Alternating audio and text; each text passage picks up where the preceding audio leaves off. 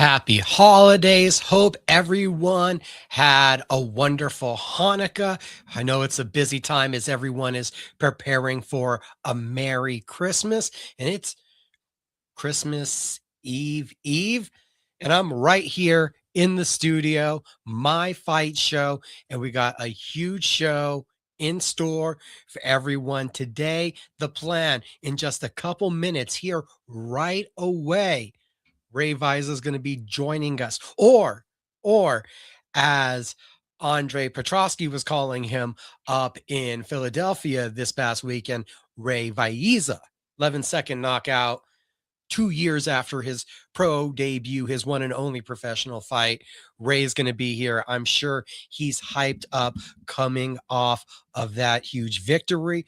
We're also going to have Northern New Mexico boxing promoter selling out Buffalo Thunder many a times, now putting his product on at the OK Casino. Pat Holmes, it was the return, and now it's going to be the Cold War. Just came off a successful event, and he's got another one in store for that Northern New Mexico audience. So we're looking forward to talking with Pat. And then we have the Killer B. Taylor Starling is gonna be here. She is gonna join us to talk as much as she can about Dubai Misfits Boxing, which she feels is a very, very controversial draw or a very controversial decision. It was a split decision. Maybe it should have been a draw. Maybe it should have been unanimous in the other direction. We're going to talk about all of that this evening, plus BKFC Knucklemania VI. 2 years in a row now, they're going to be in Philadelphia. We have Philadelphia's own Lex Ludlow joining us in our main event interview spot to talk about everything BKFC. So telling you guys, we have a huge, absolutely huge card planned for the night. CageMinds.com is the website. Check out what we got going on over there. There's a whole ton going on, including your BKFC Mohegan Sun results, the last BKFC of the 2025 calendar year. We have that up and available this weekend. It's December 27th, El Rey Theater, Duke City Championship Wrestling. We're talking about NWA New Mexico. It's Last Light. Join us at the El Rey Theater. Saturday, of course, Mike Adams 2.0, ESPN Radio 1017, The Team, Apple Podcasts, and Spotify for all the episodes to catch up. No MMA After Hours this week, taking a couple weeks off on that one. Tomorrow morning, though, we will have Pro Wrestling After Hours coming out, me and Michael Carlisle, with a preview of AEW World's End, not to mention talking about Austin Theory and the other biggest headlines in the WWE. Got a shout out to Robbie Ray Images, Rob Gutierrez. Your next event, special occasion, reach out to him. The man has your videography and photography covered. It's who I turn to. Barbara Gabe's Fade, Lobo Plaza, right here, 100 Coors Boulevard. It's the northeast corner of the Coors and Central intersection. Check them out. They're hooking it up. I mean, he is happy that for once I'm in this chair right after having been in his chair. You also have the Barber R Us Beard Balm. It's looking good in my opinion. Nice cherry smell. So check them out. He was successful in 11 seconds. Fight World 42. And I know you guys are like, Fight World. Fight World happens in Albuquerque. Not all the time. Sometimes it happens in Pennsylvania. And Ray Viaza was there. Hey, Ray, how you doing tonight? What's going on, my brother? Well, what's going on is that after 2 years, we finally got to see you back in action. What did that mean to you? How did that feel, first off? Oh man, it just I was I was trying to soak it in right away. It didn't really feel real at first. And then my coach would just tell me, he's like, man, like just live it up, man. I'm like, you're a pro fighter now. Congratulations, and all the hard work you put in. Like you said, 2 years. It's been 2 years since the last time I fought, and I didn't give up. My motto was "Don't give up." My barber, he actually started that. So hashtag Don't give up, and it's an honor, man. It's an honor. I was able to get back in there and get a quick finish like that. You put yourself through a hard camp, and for it to end in 11 seconds, that's a true blessing right there. 2 years away. Where was there ever a moment where you doubted that you would be returning to the cage as you're having to deal with injuries? Yeah, no lie, there was a little bit of doubt. I got a little scared. I thought I wasn't going to be the same. I thought I wasn't going to come out how I did on Saturday. But like I said, don't give up, guys. If there's something that you really want and you like, go get it. Go get it. It's all right here in the mind. It's mind over matter. So, like I said, if you want something, go get it. Since a young man, even when you were playing football, you were still splitting time, were grappling, kickboxing. You've always had a certain devotion to the fight game. What has it been of that passion that's kept you with this mindset and this commitment to it for well over 20 years? Well, like you said, I've been doing this for a long time, and it just I'm gonna be in this sport until I can't be no longer physically, mentally, and emotionally. I can't, do it anymore. I'm about to be 33 now in a couple weeks. I still feel like I haven't even hit my prime yet. I really don't think I've fully reached that full potential in it. I really got to thank Ray. My coach Ray Borg. He once he's seen that, I wasn't on a team. He reached out to me right away, and ever since then he's believed in me, and I can't thank that guy enough, man. I know I could be a little pain in the ass sometimes. I mean, who is it, I really thank him a lot. I owe a lot of credit to him. Oh, at least you can admit it. Yeah, you're a pain in the ass. I'm a pain in the motherfucking ass. I know I am. My girl will tell me the same thing too. I'm a pain in the ass. What was it like having at least someone like Ray to lean on? Because the injury happened after you had already kind of linked up with the Borg team. So what was that like, still having those people to be able to reach out to over this 2 years while you were trying to get the body back ready to perform and get in the gym? I mean, all my teammates told me like, just keep going, Ray.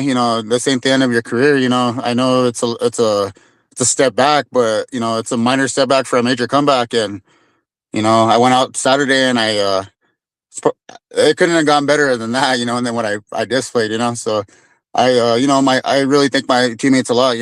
They always encourage me. Just keep going, Ray, keep going, and I promise all the hard work that you put in, it's gonna pay off. Corey, he's one of my main sparring partners over there at Borgs. He messaged me and he's like, "Hey man," he's like, "do your thing out there, bro." He's like, "I know you're gonna come out with the W, and God bless you, and yeah, God be with you." And I appreciate guys like that. You know what I mean? I'm not trying to single anybody else out, because I love every single one of my teammates, and I'm very appreciative of you guys.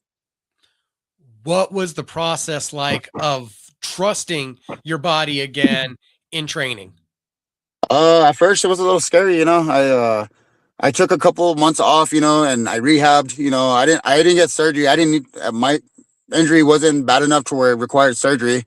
But yeah, it was a little scary at first. I wasn't running. I wasn't doing any like hardcore training. And then one day, I woke up and I just, my knee felt good. So, I said, what, screw it. I'm gonna start training now, and I want to start training for a fight now. Obviously my last one now in August, I was supposed to fight Carlos, and he backed out, and it is what it is. I moved on. I got this fight, so now it's just about staying humble and moving forward, and just hopefully rack up a lot of wins, man. Because I'm trying to make it big in the sport.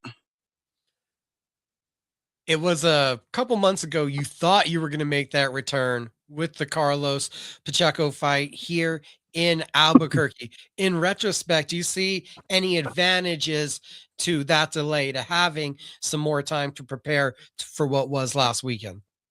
Yeah, no, it did. In a sense, a way, it really did give me more time, to prep for another fight. Especially this guy that I just fought, Cameron Scalio. The guy is really, really good. Like after this fight, he's gonna win fights. He's definitely gonna win fights.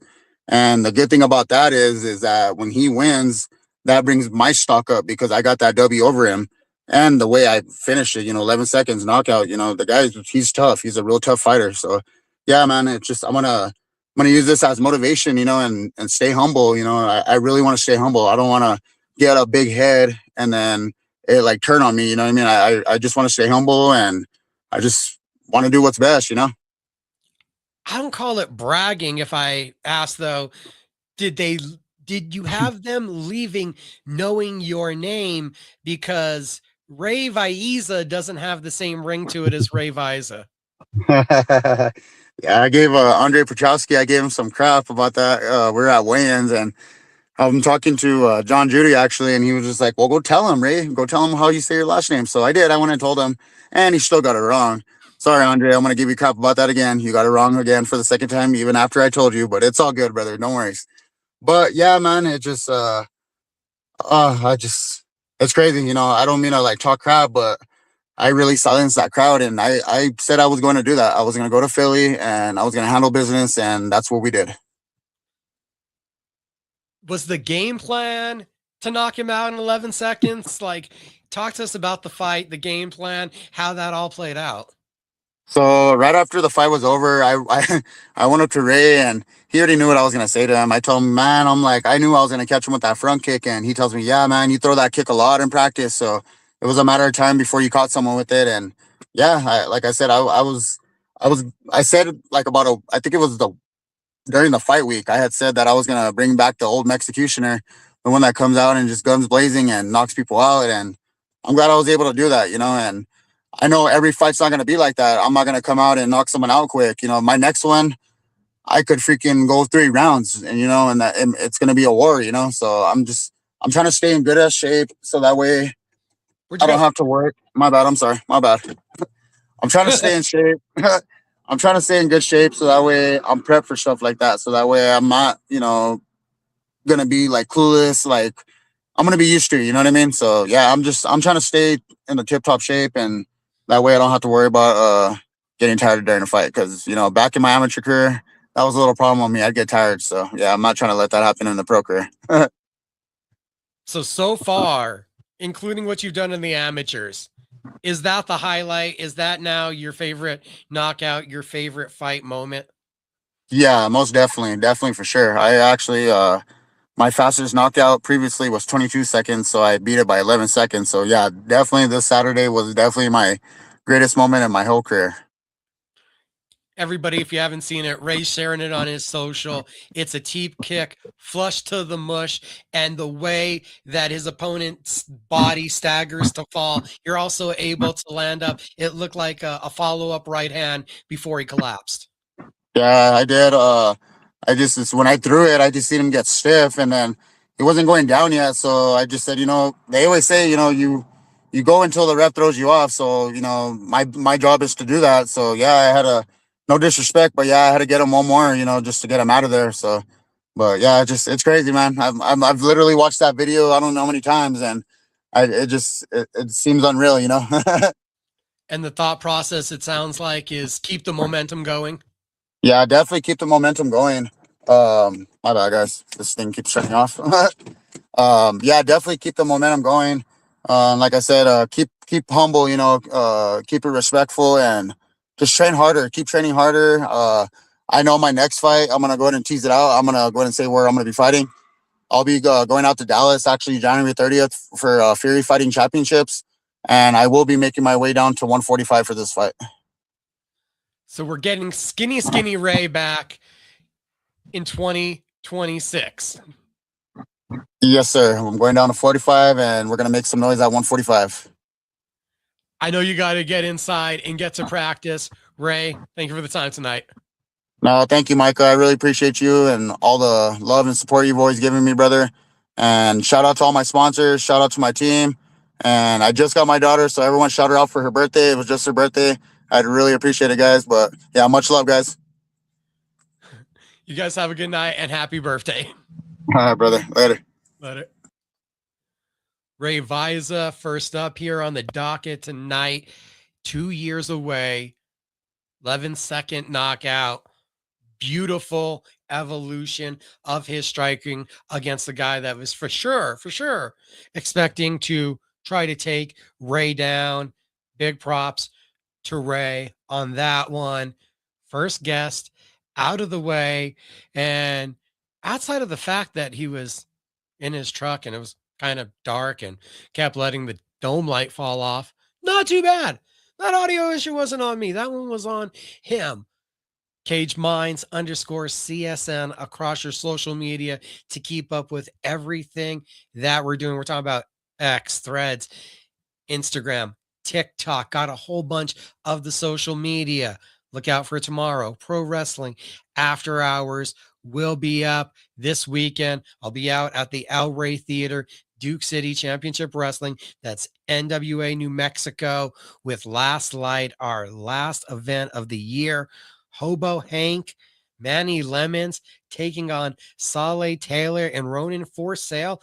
You know that the power slapping expert Chelsea Dodson will be around divulging her special brand of chaos outside of the ring. Look forward to seeing you guys out there this weekend.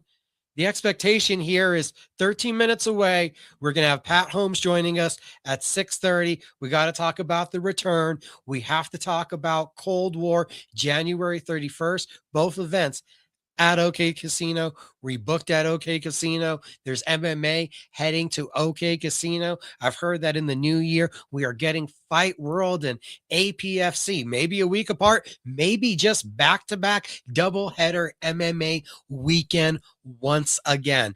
The year is just wrapping up from 2025, and I'm full of news for 2026. We just talked to Ray Viaza. And while we're on that MMA tip, I figure it's the perfect time then to transition over to the PFL. Real quick, shout out to Chris Breezy Brown. Again, victorious at CFFC this past weekend. You can go back, rewatch that 5-round war on UFC Fight Pass.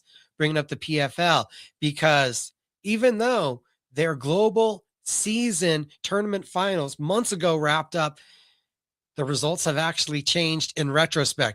Movlid Kayabulov, the protege of Habib Nurmagomedov, has tested positive for a performance enhancer. Essentially, there's a lot of words in the technical term, but it comes down to EOP, and this overturns his 2025 Global Tournament Finals victory over Jesus Pinedo.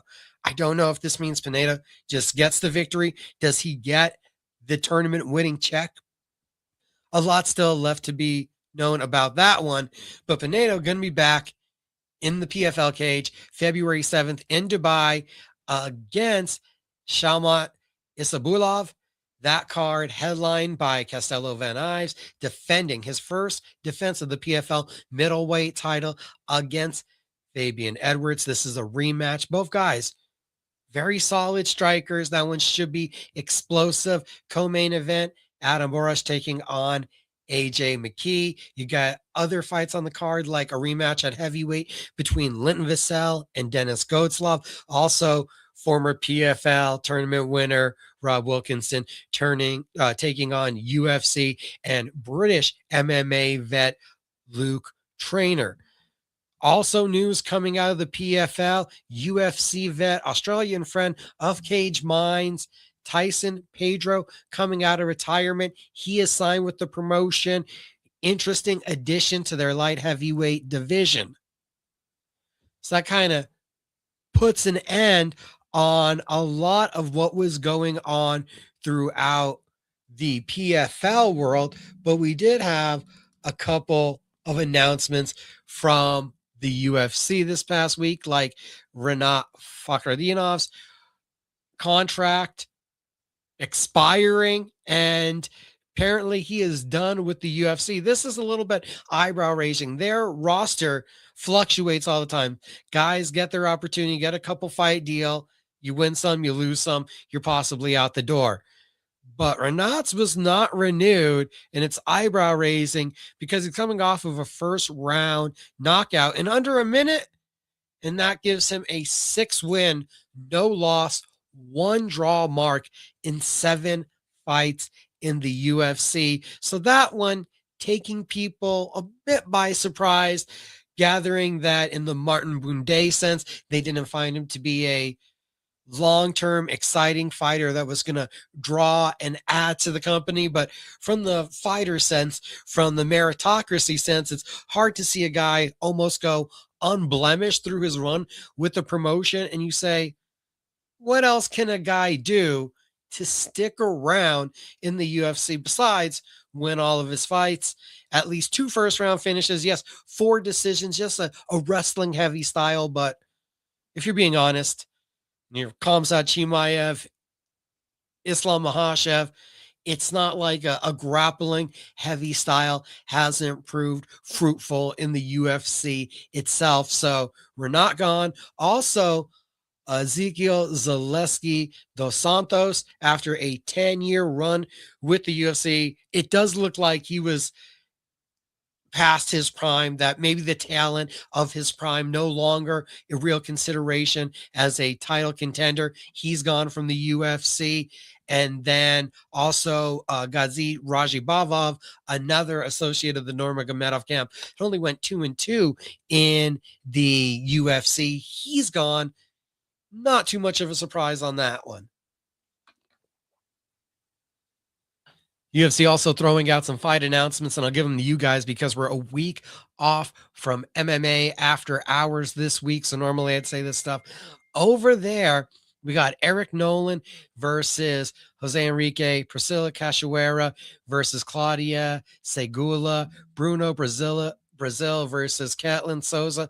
All additions to the UFC 113 fight night on February 7th. Austin Vanderford is going to be welcoming Jean-Paul Lebanowski, the LFA vet, to the UFC at UFC Houston on February 21st. Did that backwards, sorry.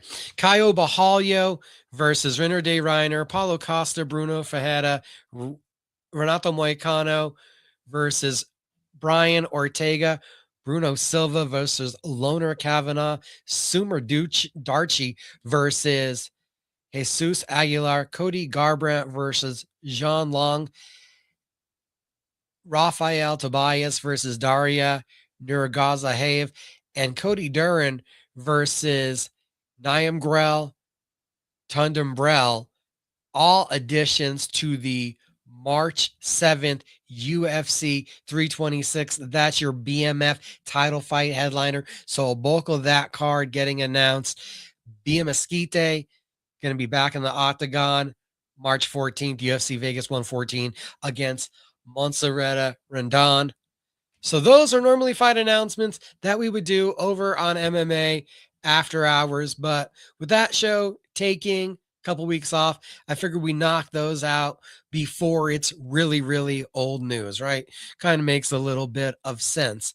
This past weekend, though, we were watching an all eyes for the combat sports world. If you needed some good fight action, it was turned towards Mohegan Sun because you had the final BKFC fight night of the year, and truly it gave the drama that you get with bare knuckle in the sense of there's not a combat sport out there that delivers as many knockdown, recovery, comeback victories. I mean, the main event, for instance, as you get Parker Porter really solidifying that ranking he has in the top 5, is taking on the massive Anthony Garrett. These were 2 truly astounding large heavyweights in the clinch, right uppercut for an early knockdown from Parker Porter. And then Garrett comes back and delivers 3 knockdowns. Porter basically survives, not in the Jake Paul, I'm tackling your legs, but thankfully makes it to the end of the 2 minutes to come out, get right back in the pocket, start exchanging heavy, and the left straight is crushing one big shot. It looks like it's right to the eye. It's not a poke, it's a punch. Garrett drops, looks like he is blurry-eyed, searching for his surroundings. Epic, just epic comeback victory, and only in a fashion that you can see delivered from BKFC, where a fight can turn on its head that quickly. I haven't seen the updated rankings yet, but he was at 5, even though it wasn't a ranked foe in Anthony Garrett. I could see that victory actually taking Parker Porter and raising him above AJ Adams just because the adversity. Now it's 3 wins. He solidified himself. When you see that medal, we knew that Porter from his time with UFC, if you saw him on the regional scene in CES, he had that kind of grit and moxie. But to have gotten knocked down in the fashion that he did 3 times, get back up, have his wherewithal, and land a precision punch, dramatic turn of events, huge respect for him. And I hope it really does get that garnered adoration that it deserves. Co-main event, kind of an upset also in that one. And, that's the other beautiful part about BKFC is you never know when an upset is an upset, or had we just not seen the right style versus style. A lot of this is guys that have boxing, guys that have MMA experience. They come back around and they put together some huge performances. We're talking about like a Pat Casey who was 2-2, and then you see the devastating knockout and the way he's able to hand David Sanchez the first loss of his BKFC career, putting him right back into a position that you would think at 3-0, Sanchez was going to be really there in the mix, talking about pushing towards contendership. So you had some incredible turn of events at the BKFC. Not to mention UFC vet Peter Barrett, one of the more exciting split decisions that we saw on the night with Tony Pike. Awkward style from Pike, and Barrett was really able to manage that fight, dig down well. Gary Bellotto, the third. We're talking about 5 knockdowns in 2.5 minutes. Ridiculous punching accuracy, toughness on the side of Skylar Mahler, who did not want to quit, but was way outmatched, out technique, got bludgeoned in the fight. Shout out to Gabrielle Roman. She was on a 3-fight skid, a precision jab, a excellent lead left hook, does all the damage needed to cut up Crystal Van Wing, forced the stoppage, the cut inside of the eye. You had a couple, as Josh Torres is pointing out in the chat, nasty cuts in that event that led to some early doctor stoppages. Heck, the first fight of the night, I don't know if you guys saw the early prelims, but we actually had a disqualification due to continual eye pokes. We know that there's the nitty gritty in bare knuckle, but sometimes it could cross the line. And if we did need more lightweight contenders, look no further. Rico DeSulo, 2-0, the overhand right to 2 left hooks really made a statement to me that he's someone to keep an eye on. BKFC ended their 2025 calendar at the Mohegan Sun Arena, and they're going to be right back there January 17th to start out their new year, 2026. You have in the main event, Julian Lane is going to defend against Dustin Page. And intriguingly enough, Jermell Herrig, the former boxing world champion, makes his BKFC debut on the card. I'm going to get back to BKFC and talking about Knucklemania here in a little bit, but I see that Pat Holmes Sr. has joined the conversation, so we're going to bring in Pat right now to talk about his return to boxing. How you doing tonight, Pat? Oh, absolutely great, Michael. Thank you for having me. Appreciate it. Appreciate you taking some time outside of training the guys to jump in with us. The return recently, the first event that you threw at the OK Casino. Tell us about it, how you felt about the night, and how you felt about returning to the stress of promoting and matchmaking an event. Well, so many different emotions, but very, very excited, and I couldn't have been more happy. I really couldn't. I mean, just everything, the whole chemistry with the attendance, who showed up, what kind of fights we had, the venue, the property. It just came together. It was a perfect recipe.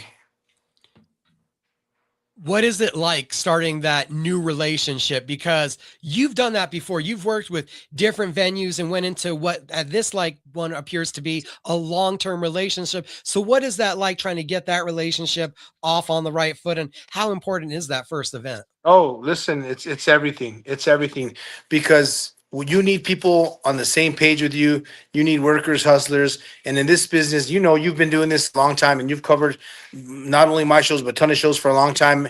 And you see them come together, and the way they come together is everybody's on board in the hustle mode. You're taking calls. It doesn't matter if it's 11 o'clock at night or whatever it is. Things need to get done. So working with the casino and the staff there now and that property at OK and Say Corporation, TSAY, Say, with them and what they're trying to do with that property, the camaraderie is definitely there. And so when you have that, there's excitement, and we picked up some momentum from the last fight in November there. Not to mention, when you talk about excitement, you look back at the winners from that last card, Eduardo Pena, Jorge Villarreal. You could tell me the other ones, but there are some young, talented guys that I think we could really get excited about that made their debuts on those cards. No doubt, no doubt. And then the thing about it is we need that. We need the new crop to come up. We've had look, Liana's fought on cards of Buffalo. So we have the veterans with the new. And I don't want to say old because it never gets old because apparently she's still selling a ton of tickets. But you add that in, and that crop has to carry at some point. So you have to have these other fighters that can help them to sustain before you have an Eduardo at some point that's going to main event, and absolutely the main event for Jorge Villarreal with his style, his background, and this backing with the great Donald Sanchez and everything that they're doing in that camp to make a fighter that's definitely going to be a main event fighter, and that we can start plugging so many different cards all over from this. So many things are going to branch from this. We know that you never do anything halfway. So some people might have thought when they saw the return, they saw your first event in years, that you may have been dipping a toe. How much was this? No, the return was the kickoff, and there was a long-term plan immediately in place to get back going in kind of a schedule like you had before. Look, I wish it was just me, but it's everybody together. It's Michael. Look what you're doing right now. This is a big part of it. You've been doing it. If I don't have all of it together, and I wish I could say it's me, it's really not. We have a big crew, and I know they want to say, "Hey, Pat, you're a great promoter." I'm not. I'm more of a host. I want to be a host. When you get to my fight, whether it's in my fight, if you're watching the Super Bowl at my house, I want to be a host. I want to make sure you're comfortable. Are you enjoying yourself? And you got to remember always it's a show, right? It's always a show, and you got to look at it from the fans' point of view. When you can look at it from there and see what they want to see when they walk in this place, adding things to it, and like Eduardo's going to come in with mariachis or whatever else you might see that day. It's all a show, and that's what it's all about. But I have plenty of help. We have a great team that's been with me for years. You've seen, all of them, and you've seen them all. They go to work, and everybody plays their part and their part well, and it becomes a success as not as an individual but collectively. Does it feel like it's really a quick turnaround? Did it feel like you just got done doing the return to start booking Cold War as you're only 2 months separated? I mean, it was years away, and now it's like you're running a marathon right away. Right. It is. It didn't seem like we had much of a break, but the Cold War, for one thing, is such a successful event, and I'll tell you why. It's a home run because people think, well, hey, the summer shows are good, in which they are. But when you get into an event where you have that particular day, you got the AFC and NFC championship playing, right? And then you have that dead weekend between the Super Bowl. People have finished Christmas and the holidays and they've replenished their funds and they can't go hiking or fishing or whatever it is they do usually in the warmer months. They're ready to get out, they're antsy. And what better place to go than an event at the OK Casino and Holmes Boxing and the crew that we have. You guys involved a lot and everything that you guys are doing to promote the fight. I mean, it's the place to be. Is the game different? Is promoting different from a few years ago, from before you kind of took your break to now coming back? To some extent, yeah. I mean, I think that the fighters, I think sometimes when you're dealing with fighters and you're negotiating, I've noticed that that part can be a little different. It could be a little tricky. There's a little bit more demands. And I start thinking of everything on the big scale where you're seeing like Turkey Al Sheen and you're seeing these guys that they brought in Dana White and they're trying to do some different things with boxing. Look, I want to tell you, boxers are a little bit too spoiled. I don't know if you're going to get them on that pay scale page, right? So dealing with them now, I'm seeing it's a little bit different, but it's different in their favor, which is fine because they deserve it. Everything else, I think, is pretty similar. Everything's pretty similar. It's just it's a system. It's a system putting VIPs in place and putting just your regular diehard fans in those seats and then trying to put a show together that's going to be exciting. Put some exciting fights, a variety, and just whatever you can add to the show. Like we'll have a celebrity guest. I don't want to mention who it is, but we're always trying to add something to it to kind of give some flavor. Well, let's start talking about it because it's already January 31st. Tickets are on sale. We mentioned Jorge Villarreal, Eduardo Pino, both returning. Do we already have their opponents locked down, or is that still in process? We're trying to lock their opponents down now. I'm hoping we can have those locked down at least by the weekend and get some contracts signed and back to us. But again, and you're talking about those two guys. We have Xavier Maestas, a 115 pounder, and you've been in this game, like I said before. 115 pounders sometimes are hard to come by, man. It's like finding a unicorn. But this division is starting to get hot here in New Mexico. You got Jorge Villarreal coming in. You got Eduardo at 115. You got the Xavier Mestas, a new kid that's coming on, making his debut at 115. And I noticed there's a few more of those guys within the four corners that are knocking at the door. So this division could be really fun, in the next few fights and down the road to see some exciting events. And without a doubt, I think you're gonna see these guys headline their own cards and do a lot of great things. We got those guys just starting out. We got Matt and Abraham kind of excelling around that weight class. So yeah, in general, from the young veterans to this brand new prospect crop, we have a lot of talent in that same direction. On the poster, we see Martinez versus Arredondo. Hmm. Leanna's right back, and she's taking on a scrappy opponent, from what I know, because I remember Hmm. Arredondo from some MMA and other activities. So I think this one's a scrap there. Absolutely. And for some reason, you have some tough fights in there, but they love those girl fights. They love those girl fights. Everybody told me they love the girl fights. We brought in this girl with this style, like you just said. She's very scrappy.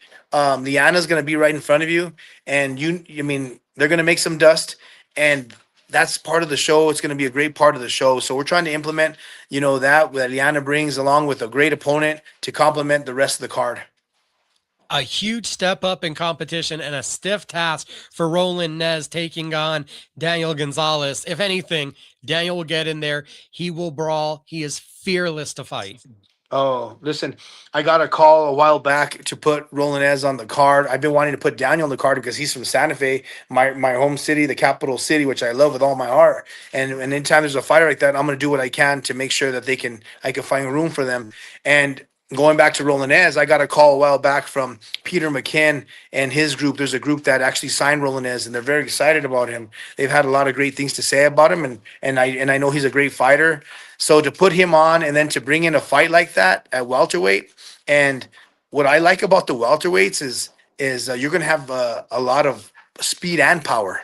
And you got two guys that's like, hey, Rolanez, that's like my career. This is gonna be my livelihood. I'm gonna be a world champion one day. This is what it's gonna be. And then you have Daniel Gonzalez, that's like, I'm too close to home. I'm not losing here. I'm not losing here. So I expect a hell of a fight.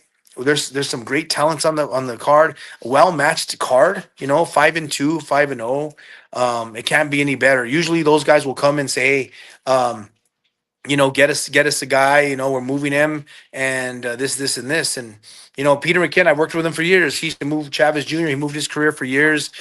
We did a show. We did shows in Arizona, the Desert Diamond, and on different places. We did a show with Fernando Vargas and Camacho and a few other.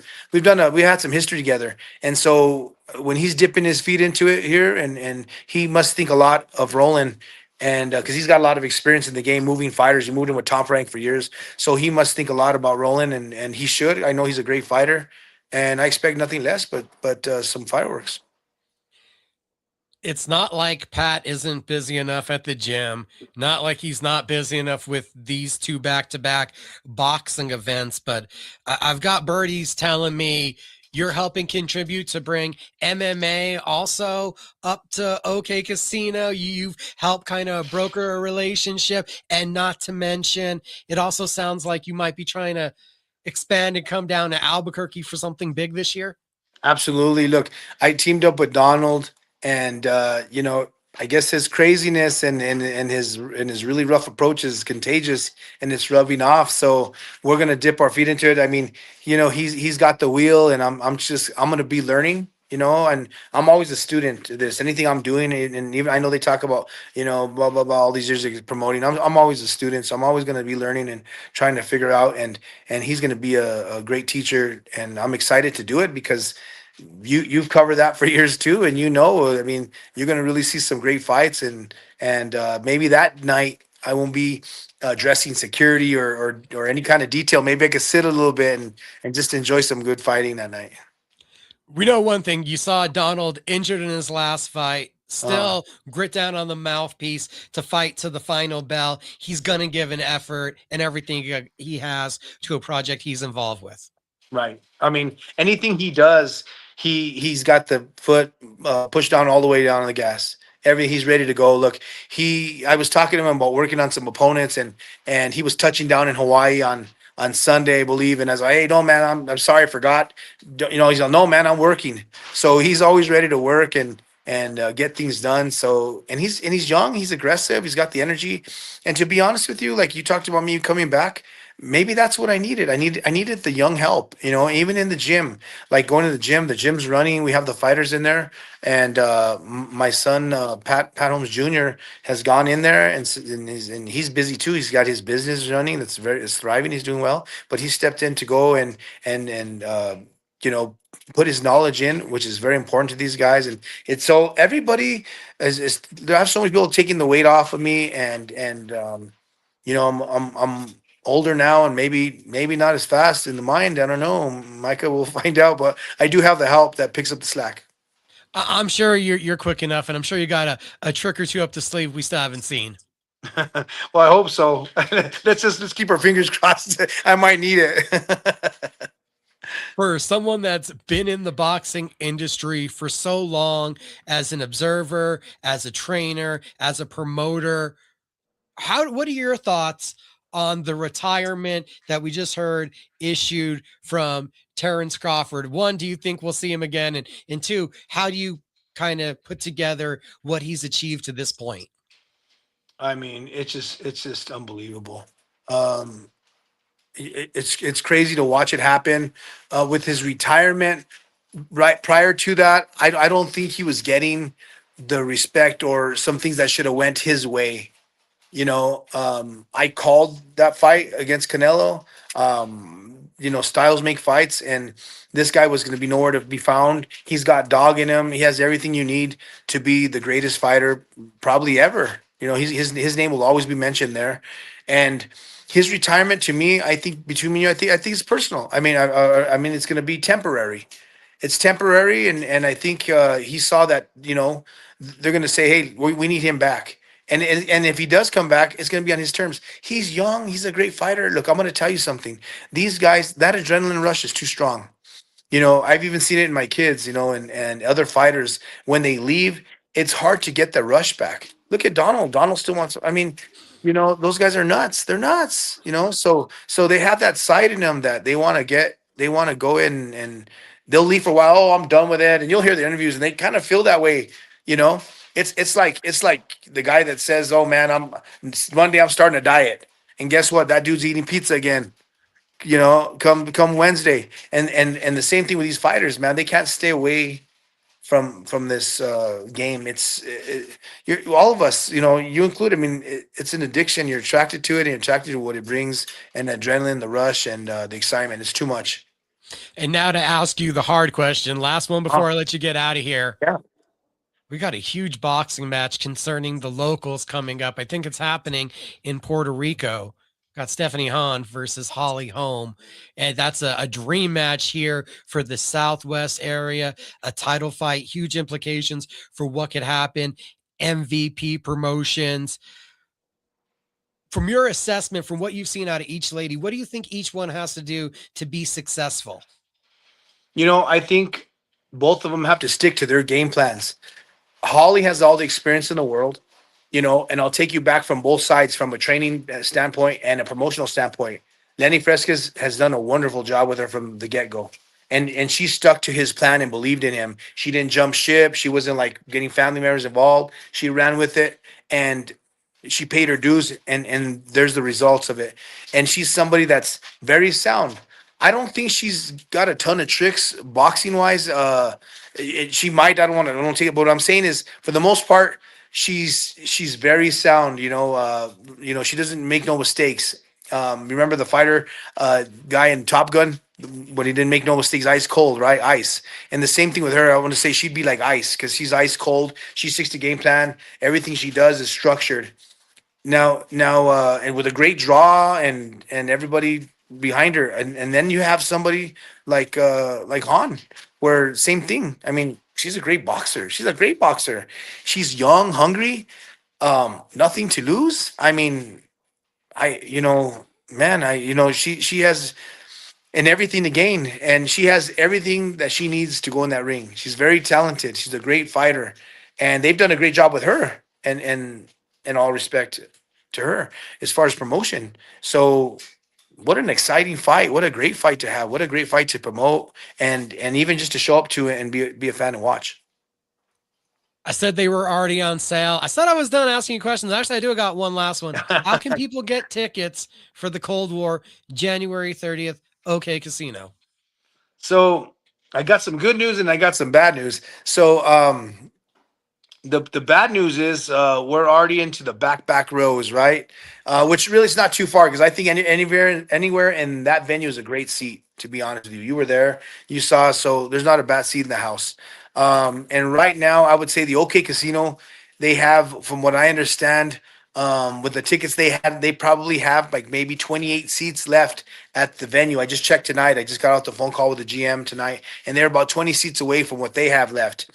And we're probably about 80 seats on our end here through our distribution. So I don't want to call anything, but I wouldn't be surprised if after the beginning, the first of the year, after New Year's, maybe the second and third going into Friday or Saturday, that we're announcing a sellout.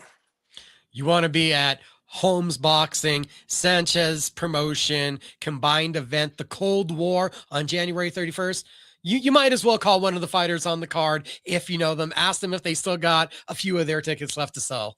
That's probably the best way to do it. I wish the venue was bigger, but we're gonna stick in 1250 in a venue that sits maybe 1,000. You know how we do it, Micah. We've always done it that way, but we make room for everybody. I might get to the point where I start selling some laps, if we have to. Double it up, the buddy system. Double it up, man. Double it up. The buddy system. You know, no man left behind. We'll have to work on that. Next fight, we'll figure that out. Pat Holmes, thank you for the time tonight. Thank you for having me. Appreciate it, Micah. Take care.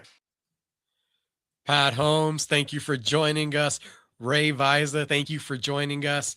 We're about 50 minutes through, so we got 10 till we're halfway, almost getting to 50%, and we still have Taylor Starling Vespi coming up top of the hour, 7 o'clock, right after the halfway point. 7:30 or 8:30, 9:30, depending where you are in the country and watching this. Maybe you're Pacific and I'm just not giving you the current times.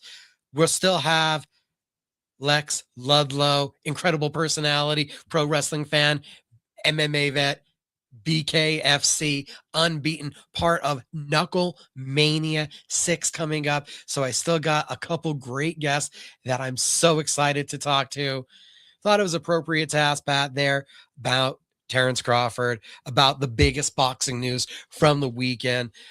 Current draw, biggest draw in boxing, one of the biggest faces of boxing, with his retirement announcement. I don't know for how long that's going to last. I don't know if it even lasts that long. I might get done with this show and hear that he's signing the Canelo rematch and it was all a leverage move. But for right now, I said this to Mike Adams last week on Mike Adams 2.0, and it's, if you want to say there was a point at 49-0 that Floyd Mayweather was already just an exhibition fighter, post the serious Floyd Mayweather, Terrence Bud Crawford is the best pugilist we've seen. That's slightly ahead of Inoue for me. That's slightly ahead of Usyk. It's such a cool time for at least legendary pugilists. They might not be the most charismatic draws that we've ever seen in boxing, like an Ali, like a Mayweather. But if we're not seeing some damn great legends perform, we are in a special era. Said I wanted to get back to BKFC. We're going to be talking to some, obviously, BKFC stalwarts, as I mentioned, coming up. BKFC, February 7th. It's Knucklemania VI. The heavyweight title is going to be on the line. It is a trilogy matchup. First time in bare knuckle. It's 2-0 in the favor of Andrei Arlovsky in MMA. He's going to be challenging Big Ben Rothwell, unbeaten, been destructive so far in BKFC. That's your main event. Lorenzo Hunt, the current BKFC light heavyweight champion. That's 185 pounds. Going to be taking on Yoel Romero. When I first saw that announcement, I wondered, is Yoel cutting all the way back down to 185? Is this an automatic title fight for Yoel? He's been competing at heavyweight. There was talk of him coming down to 205 for BKFC. Are they meeting in the middle? No. It is a heavyweight fight. Lorenzo Hunt jumping up 2 weight classes from where he has a title currently right now to take on Yoel Romero. And if you guys saw the Real American Freestyle event over on the Fox Nation app, I saw a couple highlights. Ageless wonder still in Yoel Romero. So at 48 years old, I want to doubt him, but at this point, he's going to outlive all of us and still be doing jumping jacks and moonsaults like as the apocalypse is happening. The man is ageless wonder in a whole different direction. The feature fight on that card, it's going to be a rematch from the interim lightweight title fight. Ben Bonner, Tony Soto, run it back. That's going to be an absolute war. Jade Masson Wong, Crystal Pittman, women stalwarts. At 135 pounds, you get Johnny Garbarino taking on Kane Tomlinson Jr. Last year at the Knucklemania card, Tomlinson knocked out Pat Sullivan, Garbarino's teammate. Now it's time for some revenge. Sullivan, he's now 1-1. He got his first win in BKFC. He's also going to be on the card there in his hometown, taking on Charles Bennett. Yes, felony. Yes, crazy horse. Yes, MMA pioneer returning to BKFC. Always unexpected what will happen with Charles Bennett in a ring, in a cage, in action. And our guest coming up at the end of the show, Lex Ludlow, going to be taking on Zach Helmus, who we've had the opportunity to talk to many a time. For the first time, even though we're just talking about this past weekend, BKFC ended their year in Mohegan Sun, and they will be starting their year in Mohegan Sun. The state of Connecticut is also getting the Trigon. March 28th, it's going to be BKB 52. And bare knuckle boxing, the mighty Trigon, they are busting out a 4-pack of championship fights. Henry Gigliotti versus Estevan Partida in the super lightweight title bout. Cub Hawkins, he's won 2 of these pristine titles from the Police Gazette Diamond Belts. He's defending his light heavyweight title against Jesse Ronson. Yampir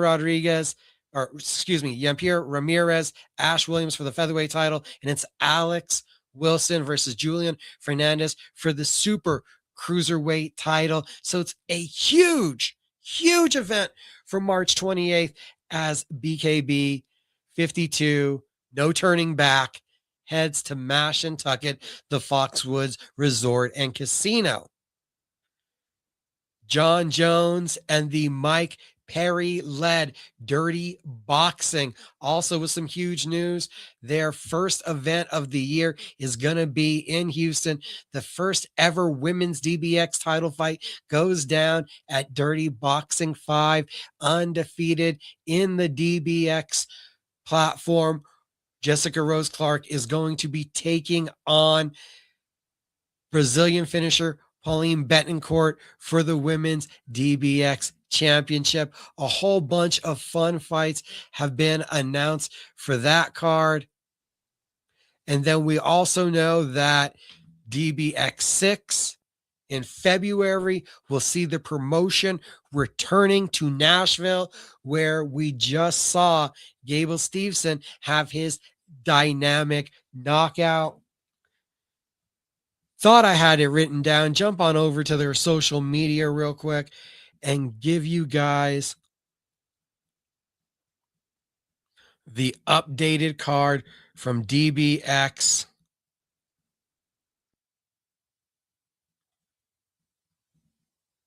Not sure if you guys have been watching it. The 4-ounce gloves, you allowed the spinning back fist, the elbows. I find it to be a lot of fun.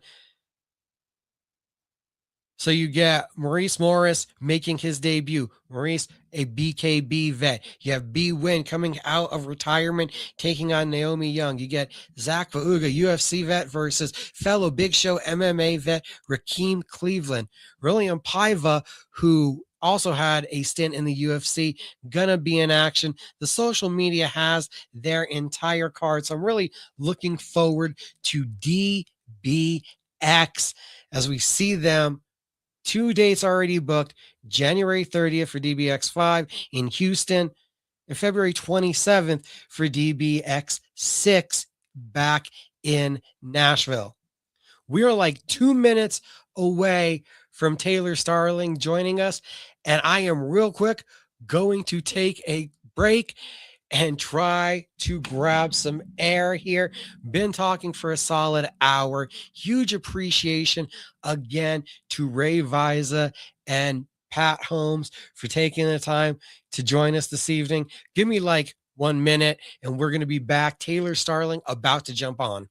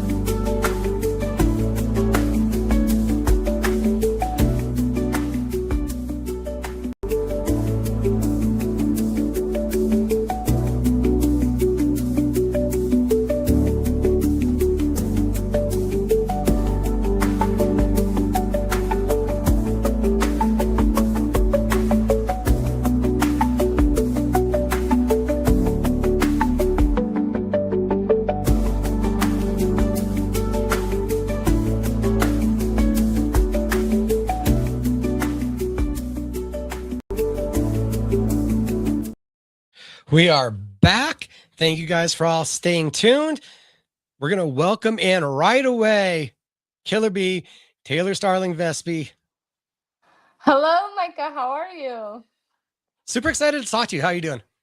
I'm good. I'm trying to definitely recover from the extreme jet lag of flying home from Dubai, so that's pretty rough. And we got home the day before yesterday, so it's like Santa's coming and we have Christmas in 20 like 24 hours basically. So I'm trying to get my wits about me and get it together and be ready for Christmas. Have you started wrapping presents? Have you started baking goods yet?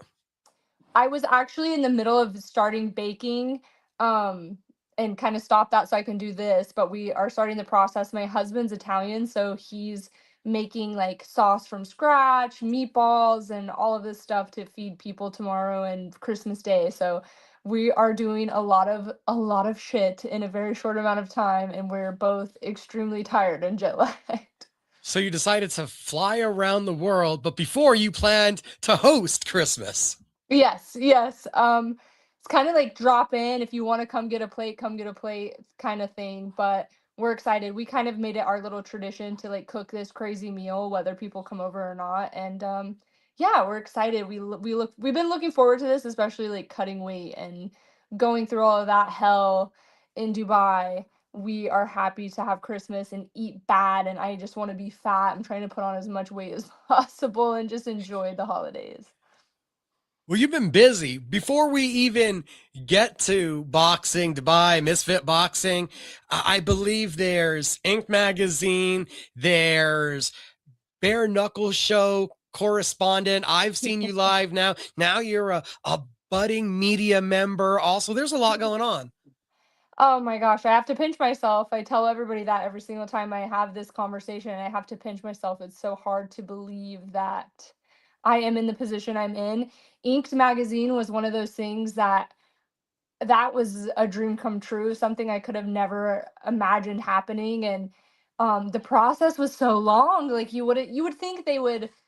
In my mind, I was like, they're gonna ask me for photos. I'm gonna be in the next issue, and it was like a good like 6 month process before they actually like dropped the issue, which is out now, so everybody needs to go get it. It's amazing.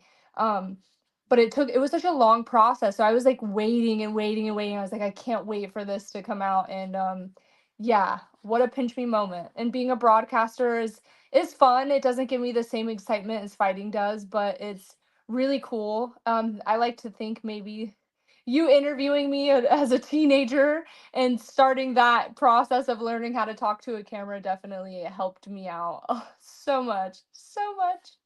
Oh, I get to take a little credit. Nice. I like when I think of you, I think first interview, my first interview ever, and it was terrible on my end.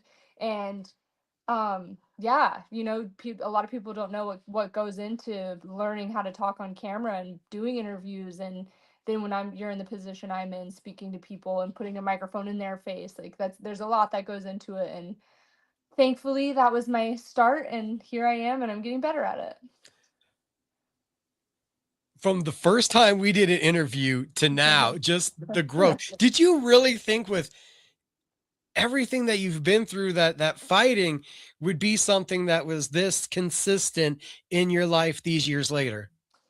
It's crazy because this to me was something that I believed in wholeheartedly with every fiber of my being. And I was like, I'm going to make it. Like when you were interviewing me in Fit NHB in the old location, and like you could not tell me that I wasn't the best fighter in the entire world and that I wasn't going to be a famous fighter. Like I really genuinely believed that, and that never wavered. I was like, I'm going to prove so many people wrong. I'm going to do this. It's going to happen. So at the time I believed it, but now I almost don't believe it now versus then. Like then I was like, I know I'm going to do this. And now it's like, holy shit, I can't believe that I did everything I said I was going to do. You've also just carved out this niche with bare knuckle, starting with boxing and going to MMA. And now that's all ultimately led you back to boxing and bare knuckle. But were you surprised that this is the sport that connected with you the most? I'm surprised surprised more so that I blew up in that. I kind of was trying to find my way. It was like MMA, I was like, I love to fight. Boxing, I love to fight. Kickboxing, I love to fight. But I just kept like feeling like I would see these specialty like fighters, like, for example, like a Stamp Fairtex, who's a great Muay Thai fighter, or Valentina Shevchenko's killing it in the UFC, Ronda Rousey's killing it in the UFC, and I kept like wondering, like, I just don't feel like I fit. And I was like, I'm a fighter, but I'm not the best at one thing, or one thing I really want to do. And I went all over the place. It was MMA, glory, boxing, just random grappling tournaments, like doing everything I could to find where I fit in. And um, after the first bare knuckle fight, like I kind of knew leading up into it, I was like, this is something that I really think is made for me. I'm crazy. I'm out of my mind. I like love to fight. Like there's no better way. And then once I went in there, I was like, okay, this is it. This is for me. You've had this path with bare knuckle. It evolves, like we've said, into this media correspondent role. So you've still got to be right there within the fights. What is that like from your perspective? Because you're a fighter, and I'm pretty sure you're getting excited. Do you remember to do the media stuff, to take notes, or is that a little bit challenging? Because we know how fighters get at fights. It's crazy. I will say this, like when I've been in fight camp and I'm there ringside, it gets your nerves going. Like you definitely, like you're seeing every angle. You're seeing people get stopped. You're seeing TKOs. You're seeing the worst cuts. You're seeing something maybe not going right with the refs, or you maybe see judges ringside that aren't exactly like always paying attention for the most part. Like you see it from every angle, and it kind of like when I'm in camp, it gets me nervous. But also from the same side, you do see all of those aspects. You see what they're looking for. You see how people are reacting ringside, whether you're putting on a boring fight or a good fight. Like you just see so many angles. And I do feel like it kind of gives me an advantage, but also at the same time, it kind of doesn't, because there's more expectation put on me when I step in there. It's like, you know what you're doing. You've been in this for a really long time. You can't fuck up. Um, but yeah, it's funny to be in fight camp and be at a bare knuckle event, because you're just like, oh, like what am I doing? I'm gonna be in there next, and like what is I can see the emotions like through everybody from every angle, so it gets me a little worked up when I'm working media and I have to fight. You've had your hand raised in a fight. You've gotten Ink magazine done now. You've seen that published, that finished product. You've blown up on the internet, multiple views, gone viral. You've had an incredible performance, you and your son playing music next to each other. Each one of them has been successful. So it's really just rounding to, does success feel different in each one of these genres that you attack, that you're successful in? This is like I'm very emotional right now, because I've gone through a lot of emotions in the past week. This makes me really emotional because of course we want our hands raised, and I couldn't do any of those things that I'm doing without those moments. But success is, like you brought up me and my son performing, and things like that.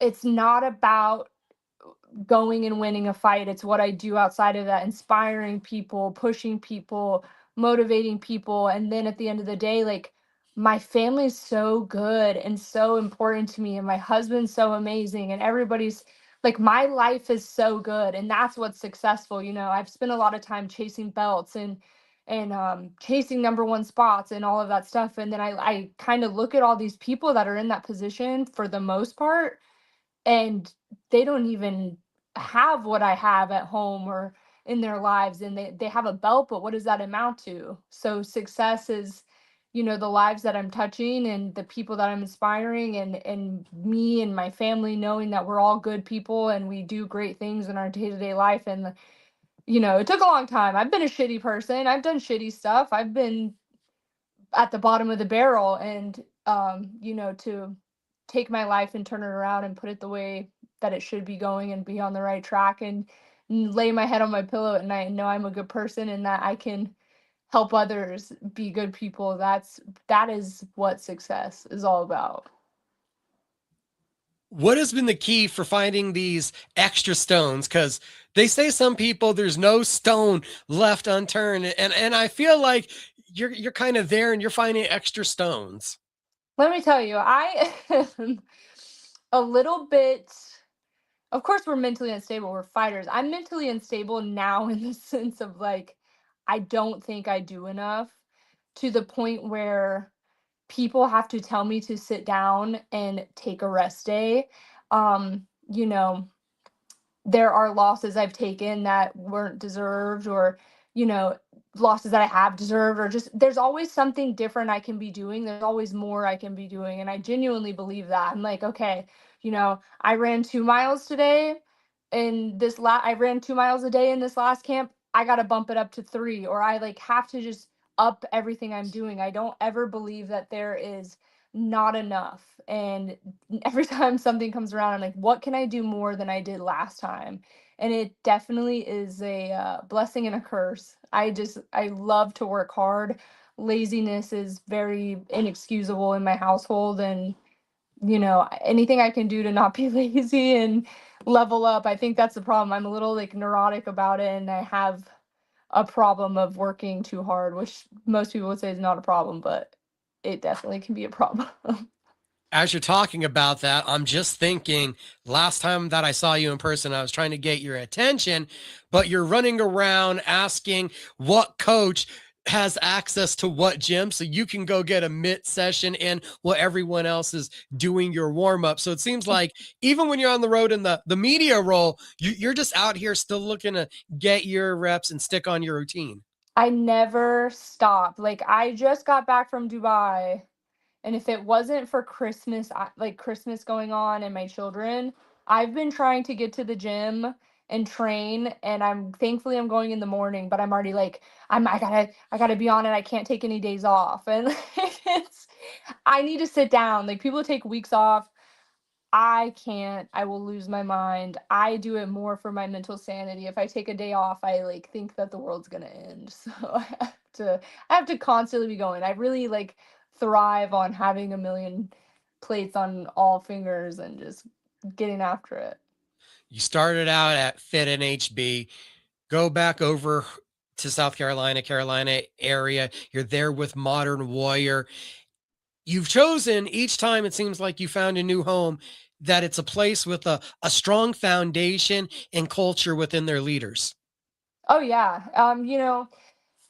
One of the things I've always said that I have to have I'm too much of a personality to be in a very strict, boring gym. uh, Fit was one of those places, so many personalities under one roof, and Modern Warrior is no different. And I've been to so many gyms, and I've gone to gyms where you go in and people don't even talk to each other. And I get that. I understand. We're here to work. We're here to put our nose down and get shit done and be out the door. But like, I have to go in and I have to make jokes and I have to be funny and silly. And so like, I really found like they're my tribe. They're people I can go in there and I can fuck around with and be silly and like have a good time, but then still get shit done. It just makes it better. And like, the training environment you're in is so important. And some people like the serious hardcore gym training like that. I got to be somewhere where I can just talk shit while I train the entire time. We need more women to show up to the BKFC tryouts because I need Taylor in BKFC more often. Segue that into the last time we just saw you fighting. There were gloves on those hands. We're not used to that. Misfit Boxing, how does that opportunity come about? Oh man, yeah, I had kind of been reaching out to so many different people for opportunities to stay busy. Thankfully, this is like, I think the past 2 years have been my busiest with bare knuckle. I've really been like back, like hammering them out, and which is hard because there's a lot of injury to recover from, time taken off, and it's still like it's awesome that I got the most fights, but it still wasn't enough. 2 fights a year isn't enough, so I was like, I need something to stay active, keep me busy. Um, and, I've seen all the Misfits hype, and I reached out to the CEO personally, Mans, and I was like, hey, whenever you want to have me. And it's been a while. And then finally he reached back out to me and was like, how about this opportunity? Um, I didn't know it was Dubai right away. So in my brain, I was like, we're going to London. We're going to go to the UK and box over there. And they called me and they were like, yeah, in Dubai. And I'm like, in Dubai, what? And I wasn't too keen on the thought of going to Dubai. I'm very much so a homebody. Like London was gonna be pushing it for me, and they said Dubai, and I just said fuck it. We're going to Dubai and we're gonna box and we're gonna put the gloves on. They were 5 2-minute rounds. Like I'm used to that. That's what I do. And yeah, it just kind of worked itself out. And now I have a little bit of a disdain, I will say, and I'm a little disappointed in the way that it went and the way that some things played out. But yeah, we're working on it. We're gonna figure it out. I don't really necessarily enjoy what how the judging went for that, and I'm trying to work on that. What was the travel like? What was that endeavor enduring? How many hours was it for you Woo! guys? For you and your compadres, it looked like you were a group of 3 to be able to get out there. It was a 17-hour and 53-minute flight with a stop in Canada. I almost feel like I made it way worse in my head so it wasn't so bad. Um I was like, this is gonna be the worst thing ever. This is gonna be the worst thing ever. And it definitely sucked. Like that was pretty brutal. It was very alarming to wake up and see that your plane is flying over Iraq and you're like over large bodies of water, and like that was kind of like really I couldn't believe it. Like being there, I was like, I don't really like I felt like a dream. I was like, I'm not in Dubai. This is crazy. Um but I stayed awake for 30 hours straight. So we got to Dubai, we flew to Dubai, and I forced myself to stay awake until late at night in Dubai because I was like, if I go to sleep, my schedule is going to be jacked up. And so I forced myself to stay awake for 30 hours straight while I was cutting to 115, and that was insane. But like, what an incredible place! Like, what a very, very special and incredible place to see with my own eyes in person. It looked like you might have challenged the weight or amount of Dubai chocolate bars you're allowed to bring back. I took a sauna with me because, like, I always take a personal, like, travel sauna with me wherever I go because I don't want there to ever be some a variable that can be changed by my circumstances. So I took my own sauna, brought my own traveling like plugins for the walls because ours don't work over there. You have to have like a different one. Anyways, we plug my sauna in and it explodes. Like the power just it was too much power for the Dubai to handle, and it blew my sauna out. Thankfully, I was so professional and so on top of it. I didn't even need a sauna. Um, but the sauna was 50 pounds. And so my husband, being like the best person ever in the whole world that he is, took my sauna in his suitcase and only took 3 outfits to Dubai. Like he took like the most minimal you could pack. And I was like, oh yeah, like this sauna's staying here and we're filling up every bit of that 50-pound box with Dubai chocolate bars and candy. And we absolutely did that. So I brought home, I think my grand total was like 20 something Dubai chocolate bars and then a bunch of like snacks. Oh man, you made me think of it now. I've always wanted to ask Nick if he brings more than one black shirt and one BKFC shirt with him when he travels or not. All he wears is black. That he said 3 of everything. He just yelled from the other room 3 of everything. But this time he didn't have to take the BKFC shirts, but it's all black, baby. It's all black. He has all black. Like I've never seen him wear anything other than his black shirts, his black pants, and his black shoes and his black socks. He's my Johnny Cash. That's my man in black. Have we ever got into the love story yet? How you two under this BKFC whirlwind ended up coming together? I don't think so, but it's a good story. Like, of course, we met through Bare Knuckle, but we were just friends and like passing by, like passing ships for a really, really long time. I'll have to say, like, after I lost to Christine in New Mexico, Nick came up to me in the airport and just human to human said some really, really kind things to me. Like I was distraught, I was destroyed. That was one of the lowest moments in my career. And like I think I cried for a month straight after that. So I was crying in the airport.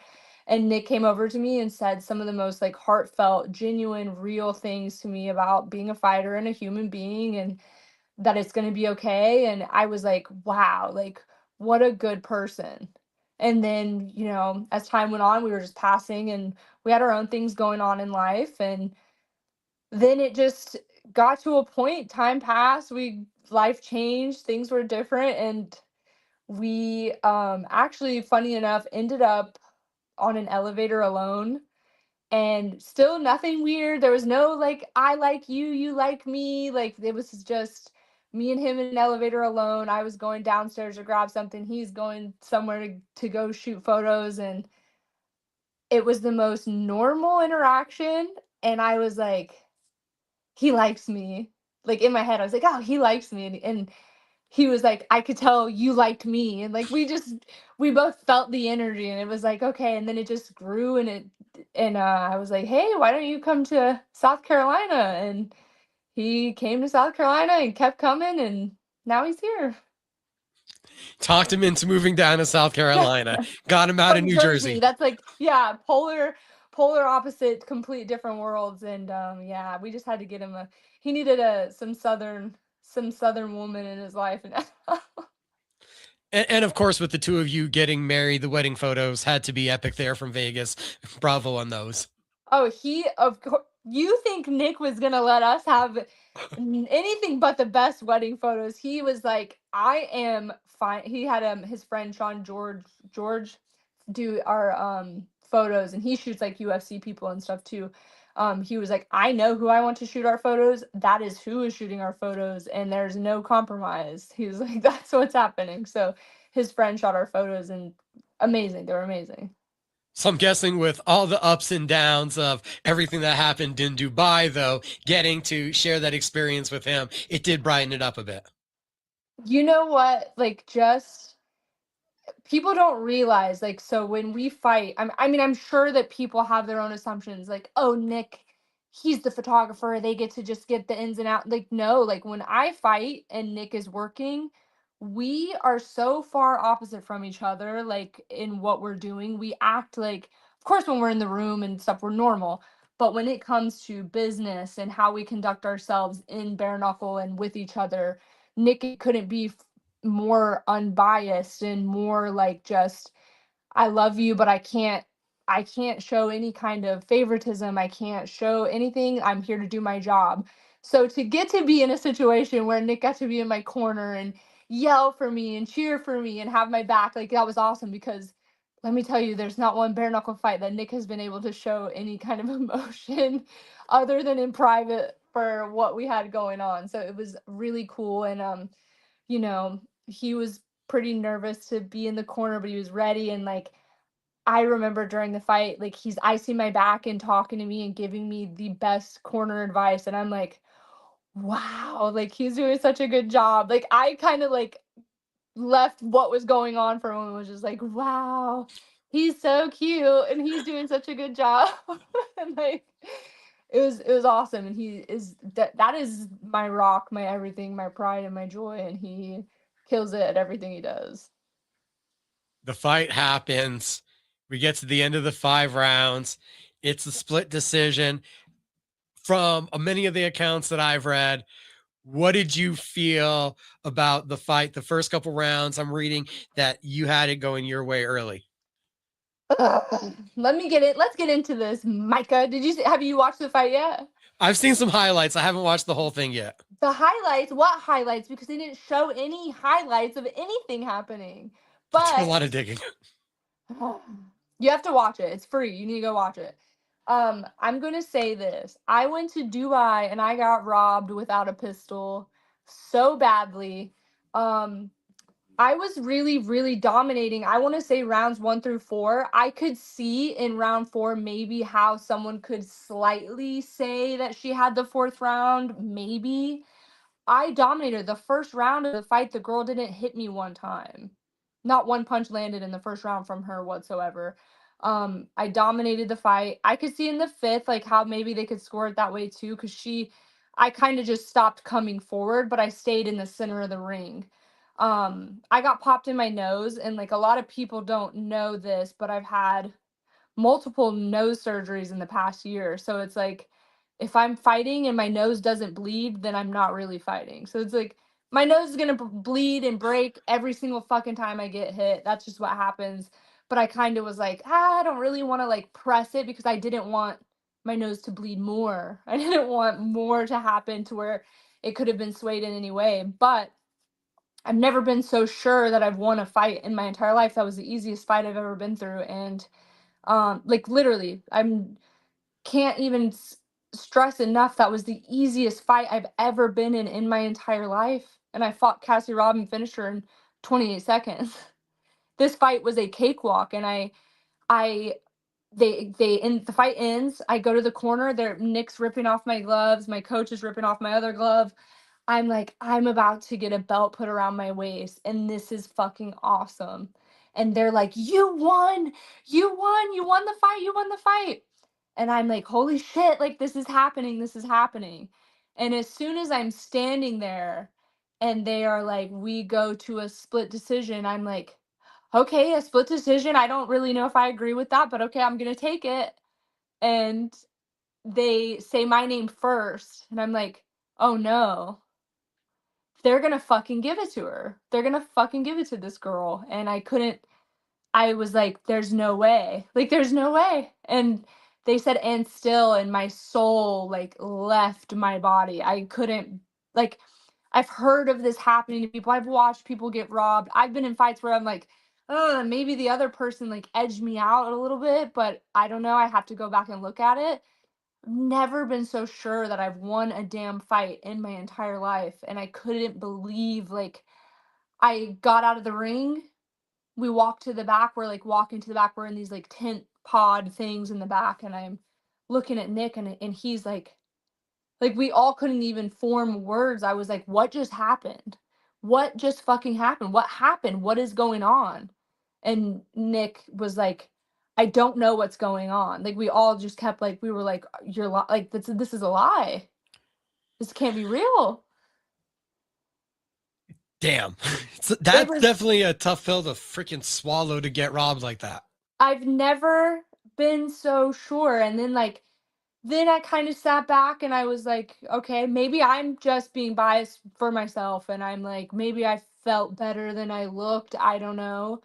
Um, and then my phone starts blowing up, and it's Instagram, and they had they were posting highlights of people all night. They didn't post any highlights from our fight, just the hand raised, and said like, so close fight or whatever. The comments are insane. It was like thousands and thousands, and my phone's blowing up, and so many people are like, what the fuck? And like Keith Richardson, he's my coach. He's very hard on everybody, and like Keith will be like, "Oh, congrats," or like whatever. He texts me, and the first things he said, he's like, "You just got fucked over so badly in Dubai," and that's coming from someone who would never say anything like that. He's very logical in the sense of like he'd be like, "Yeah, you didn't do enough, Taylor." And then my boxing coach that was here in town too, that wouldn't ever say something. Like, they were all calling me and texting me, "What the fuck is going on there?" So I think I'm going to try to appeal it, and I think that's going to be like the best thing. I've kind of talked to the CEO about it and what my next steps are, because it's very jarring, very very jarring and very shocking, and it's been extremely hard to process. And I think too, like, as a fighter, when you're losing a fight, when you're in a fight and you're like, fuck, I'm not doing so hot. And I feel like that fight, I was like, I'm winning. Woo! Yes, yes, I'm doing so awesome. I'm winning. Everything's great. And I almost feel like when you lose a fight, in the fight, like, I'm losing, I'm not doing so great. So when you're done after and you lose, it's this dread and this sadness and this heaviness of like, fuck, I didn't do good. This fight I couldn't process emotionally, like, that they had just said and still when I know I won, and I was like, I didn't lose. It felt like I won, like physically, mentally. I was like, I won. And I'm sitting back there just like, what? Like, how did this happen when I know that I just won. I couldn't be down or sad or upset because I was like, I know I just won that fight. I'm not I'm not crazy. I know I won. Guys, easily accessible on Rumble. Second fight on the card.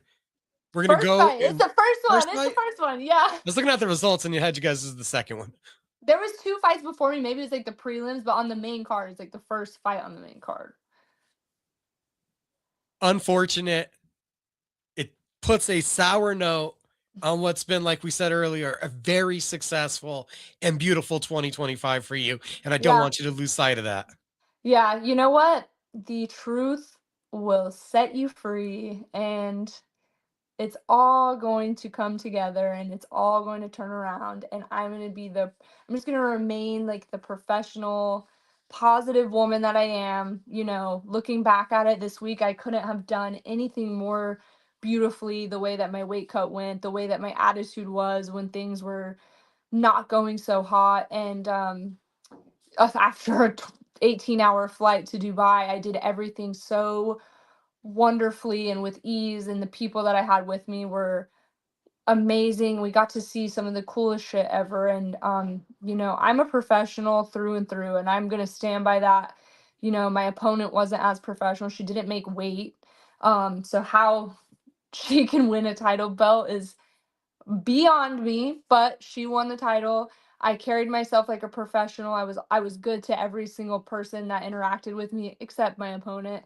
And you know, I'm a good person. And like I said, I go to sleep at night, and that's what's more than a belt, a pink belt with plastic on it and anything. I get to go to bed at night knowing I'm a good person. My kids love me. My kids are happy. My husband's happy, and that is what being a world champion feels like in life. So I just got to try to be positive and keep working, and it'll pay off. And like I said, the truth will be set free, and it'll all be okay. Happy holidays, Taylor and Nick, and the Thank rest you of the so family. much, Micah. I hope you have a Merry Christmas. I hope everybody has a happy holiday. Merry Christmas, Happy New Year. We'll talk to you soon, Taylor. Bye. Right away, bringing in Lex Ludlow, joining us. Main event interview. I got to unmute him real quick. Don't know how that happened. I can't hear you, brother. Oh, I can hear you. Can you hear me now? There's no volume. Okay, let me try leaving and I'll come back in.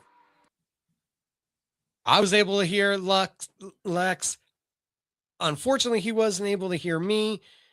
Lex Ludlow, one of Philadelphia's heaviest hitters, going to be joining us. One moment, it looks like Knucklemania VI, his march towards a title shot, and possibly, I think, wrestling world domination continues February 7th.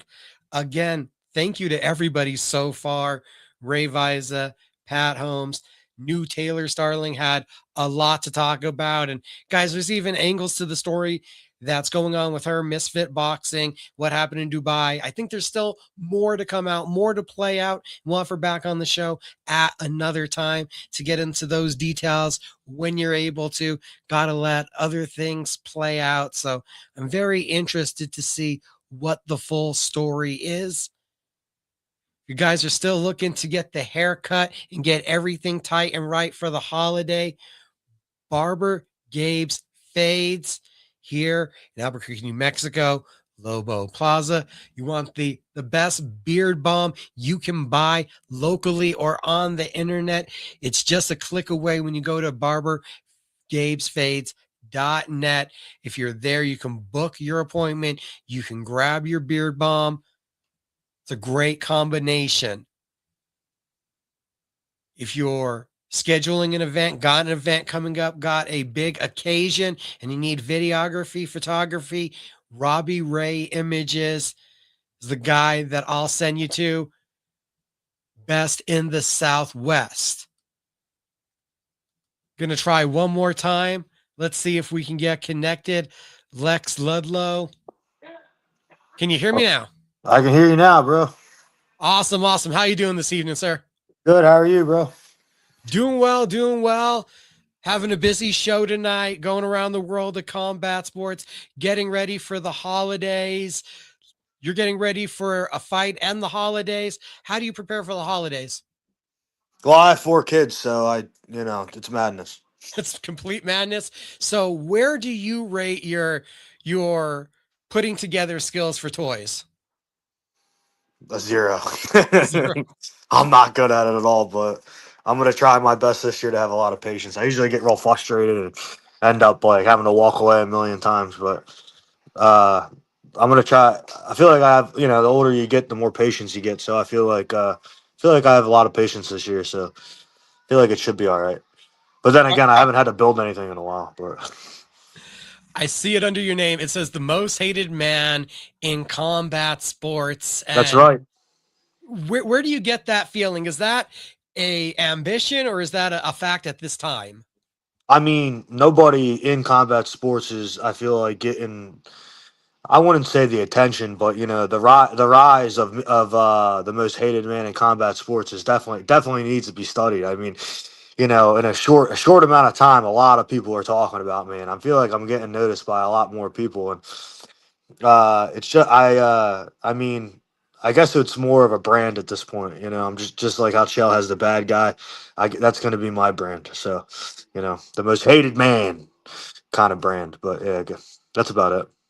It took you about 30 seconds to mention Chael, and you had told me a message that he was a guy that was an inspiration for you, seeing his charisma on the mic and his game. That meant a lot to you. For sure. I mean, Chael, first time I got introduced to him was UFC 109 against Nate Marquardt. I'm a little bit of a UFC historian, so MMA historian, so I can, from like 2008 to probably like 2017, I can name a lot of events. And Chael just blew me away, dude. I never really wanted to be a fighter. I always wanted to be a pro wrestler. And then when he came across my screen, dude, and I saw, I saw him pop up, dude. Sorry, I got a DM as we were talking. A little bit of a mishap with my tickets today. Um, that's craziness, but we'll get it all right.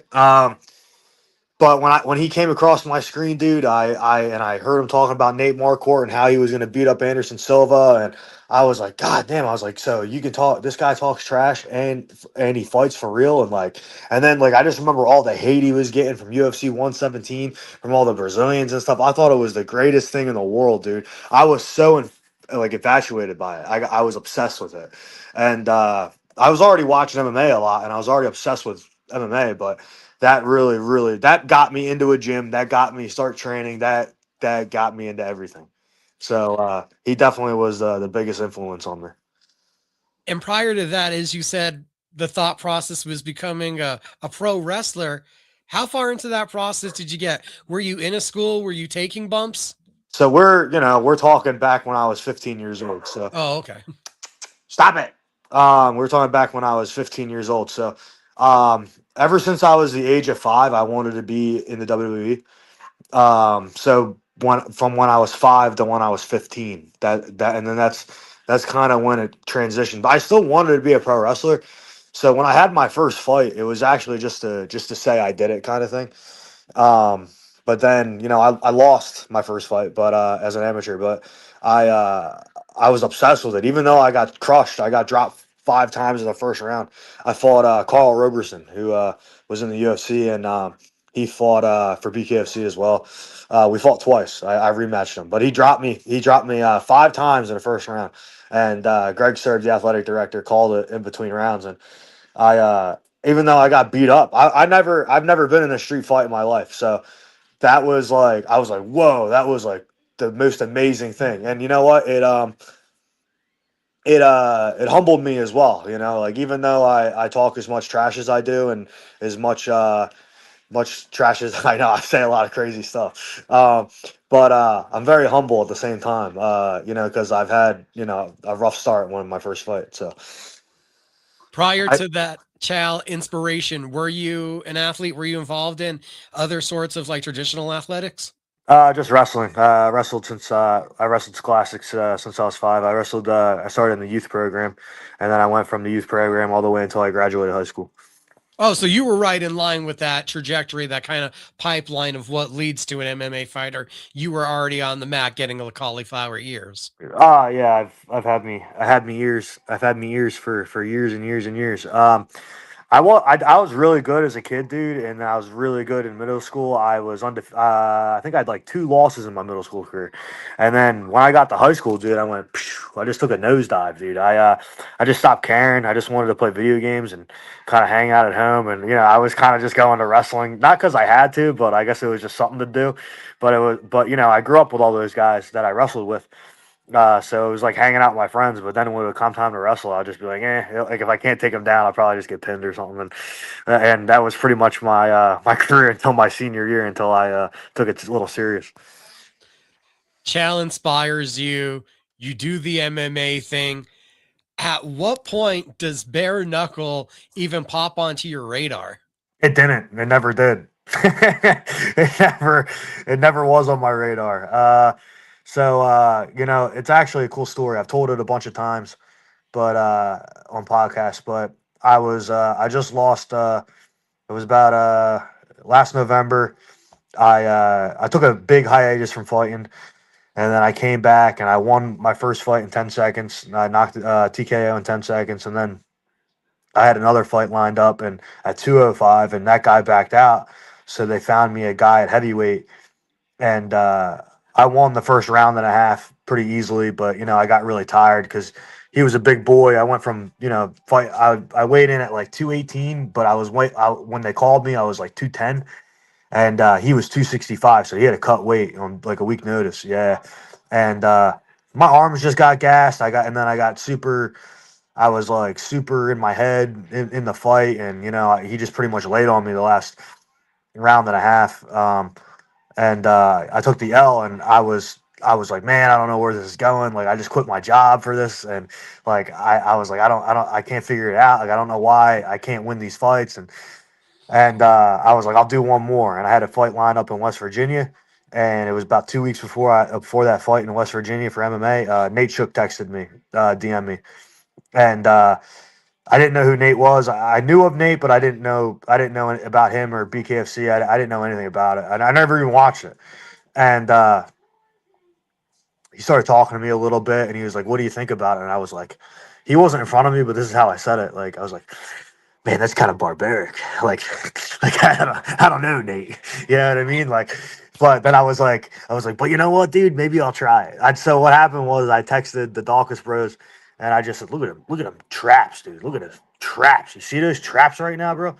Um, I texted the Dawkins brothers, and I said, what do you think about this? And they were like, dude, why not? And I got offered a Bellator fight back in 2018. I got offered to fight Ed Ruth, and I didn't take it. It was on Spike TV. It would have been the most money I ever made in my life. And I didn't take it. And when this came to calling, I said, you know what, dude, let's just take a chance. And look where we're at now, dude. So, you know what I mean? Always risk it for the biscuit. Did you at that point have confidence that, yeah, my boxing will be at the level I need it to be to go in and be successful in bare knuckle, coming off of the wrestling MMA background? Look like you're No, already answering. no, dude, not at all, dude. I kind of went in there and I was just like, let's see what we got, kind of thing. You know what I mean? And it was good for me because it forced me to strike rather than just be diving for takedowns in every fight. You know what I mean? Like in the gym, dude. Like I would hold my own against a lot of people, and a lot of the higher level guys like Kyle Dawkins, dude. I still can't beat him up, dude. He still fucking ragdolls me and around and stuff like that. But you know, with confidence though, like now I do good against a lot of people, dude. You know what I mean? I do pretty good against a lot of people I didn't think I would do against. But it's all about, like, I think building your confidence and learning. And Chris Dawkins and Kyle Dawkins, they teach me a lot, dude. And I feel like I never really learned how to strike and until I met those guys. So I've been training now with them for like a year and a half. I think 2 years, probably about a year and a half, 2 years. So from that until now, my striking's gotten a lot better, and you're gonna see how good it got in this fight, dude. Like it really has gotten really good, and you guys are gonna definitely see how good my boxing's gotten. The debut, you go the distance. Bullshit decision, dude. You're gonna get me all riled up talking about that, dude. One judge gives Conor McKenna the fight, landed 7 punches in the entire fight, and they give him the fight. Oh, you want to talk about a robbery, dude? We almost had the three blind mice.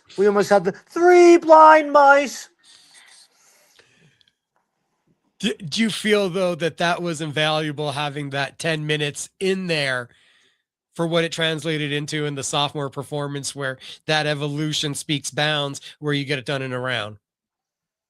Well, yeah, I mean, I got my feet wet, and that was, like I said, McKenna was the only fight I ever watched for BKFC. I never watched any other fights, right? So I'm in the back, and in the 2300 arena, they have this little tiny TV. It's like a 20-inch TV, and it's getting broadcasted, the fights. And I'm the sixth fight. First 5 fights all end in a minute or less. So I'm like, I never watched it before. So I look over at Kyle Dawkins and I go, dude, that's about to be me in a minute, dude. Like, I'm about to get slapped, dude. Like, this is gonna be bad. Like, what are we doing? And I asked him probably like 5 times before we walked out, you sure this is a good idea, dude? I was like, we don't have to do this. Like we don't have to do this, dude. Like, it's gonna, like, I think they'll understand, you know what I mean? But he's like, dude, you're gonna be fine. Just believe in yourself. Dude, he's a great guy, man. Always in my ear, dude. Always telling me how much better I am than I give myself credit for. And I'm starting to believe it. I guess you guys can tell from the interviews. I'm starting to believe it. You're like, dude, is this a good idea? And 20 minutes later, you're screaming, give me Fedor! Give me Fedor! How do you flip like that from, man, is this a good idea, to hell, if they're giving me a microphone, I'm calling out the biggest name I can think of? I truly believe that I'm the greatest on the microphone. I really, I got to get some nicks out of me, I want to be a little bit more fluid to where I'm not, I don't mess up my words, but I stutter a lot, but there's a purpose behind that. I stutter because I'm trying to think as I go. I have ADD, so I think so fast. And also, dude, I don't want to say shit that's going to get me in trouble, because trust me, I don't have any boundaries. Like, I'm not political, so anything flows with me. And so if I'm like, Anzac Kalmus, it's because I'm thinking to myself, what am I about to say? Like, is that a good idea to say that? And then I roll with it. That's something I want to fix. I want to fix something about, but that just comes with doing it more. You know what I mean? Before we get to Zach Kalmus, there was something that I heard in one of the Bare Knuckle Show interviews we're able to do. Wanted to ask you about, who is the greatest Ring of Honor performer that you got to see? The greatest Ring of Honor performer? Yeah, because I heard you were a Ring of Honor guy, not a ECW guy, but that you were a Ring of Honor fan. Oh, I see what you're saying. I didn't grow up, so in that interview, what I was saying was I didn't grow up watching ECW in that arena. So I went to that arena and watched Ring of Honor. So that's a great question, though, brother. There's a lot of good Ring of Honor wrestlers out there. I mean, Bryan Danielson was phenomenal to watch. But my favorite, dude, was the Necro Butcher. Believe it or not, dude, the Necro Butcher, dude. I really liked watching him a lot. He was in Ring of Honor for a little while. Christopher Daniels.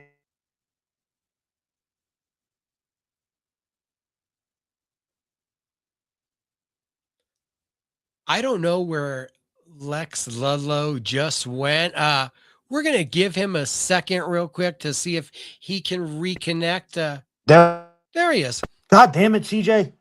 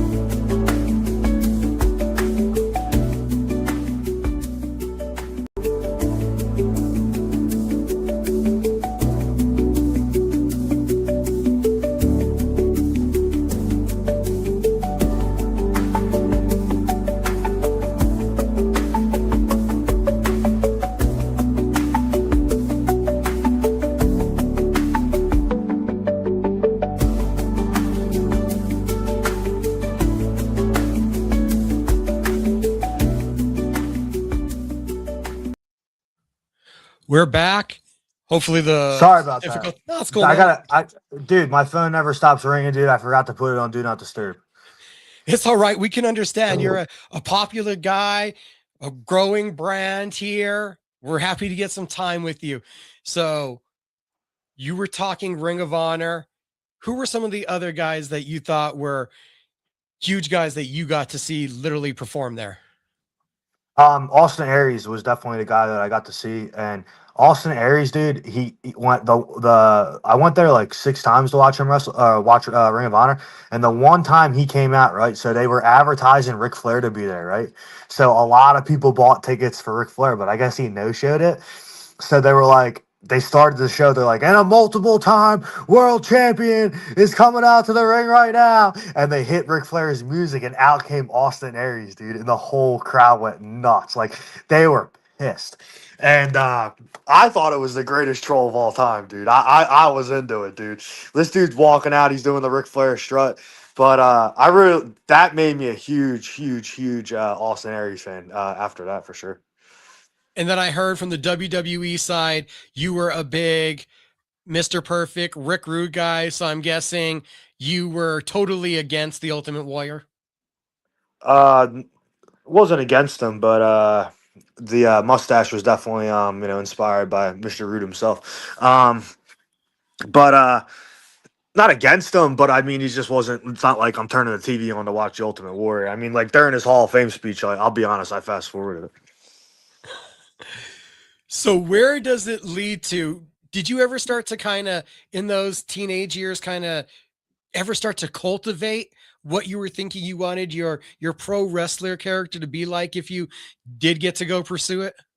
Yeah, I mean, I had a couple different avenues I wanted to go. You ask good questions, dude. You're the best guy I've had so far. Um, Yeah, god damn, dude, you're making me think. So I had myself, Lex Ludlow, and I'm gonna, my nickname was gonna be 1 in a million. Um, I'm gonna do a little. I already have the post-fight speech plan for Knucklemania, and that's gonna be. There's gonna be a little part of that in there. There's a lot of Easter eggs I'm gonna do for this fight, dude. That only people like that close to me might know if they pay attention, and that's one of them. So I gave one away, but I wanted to do Lex 1 in a million Ludlow, and then there was another one where I wanted to do luscious Lex Ludlow, where I was like like kind of like like too good for you kind of thing, and I was like an OCD guy. I wanted women to come out to the ring, in not like lingerie, but like maid outfits. And I wanted them to disinfect the entire front row. And I wanted them to Lysol the ring before I wrestled, and because I'm too good to be in the ring, I'm too luscious, like yeah, I'm too luscious for the crowd.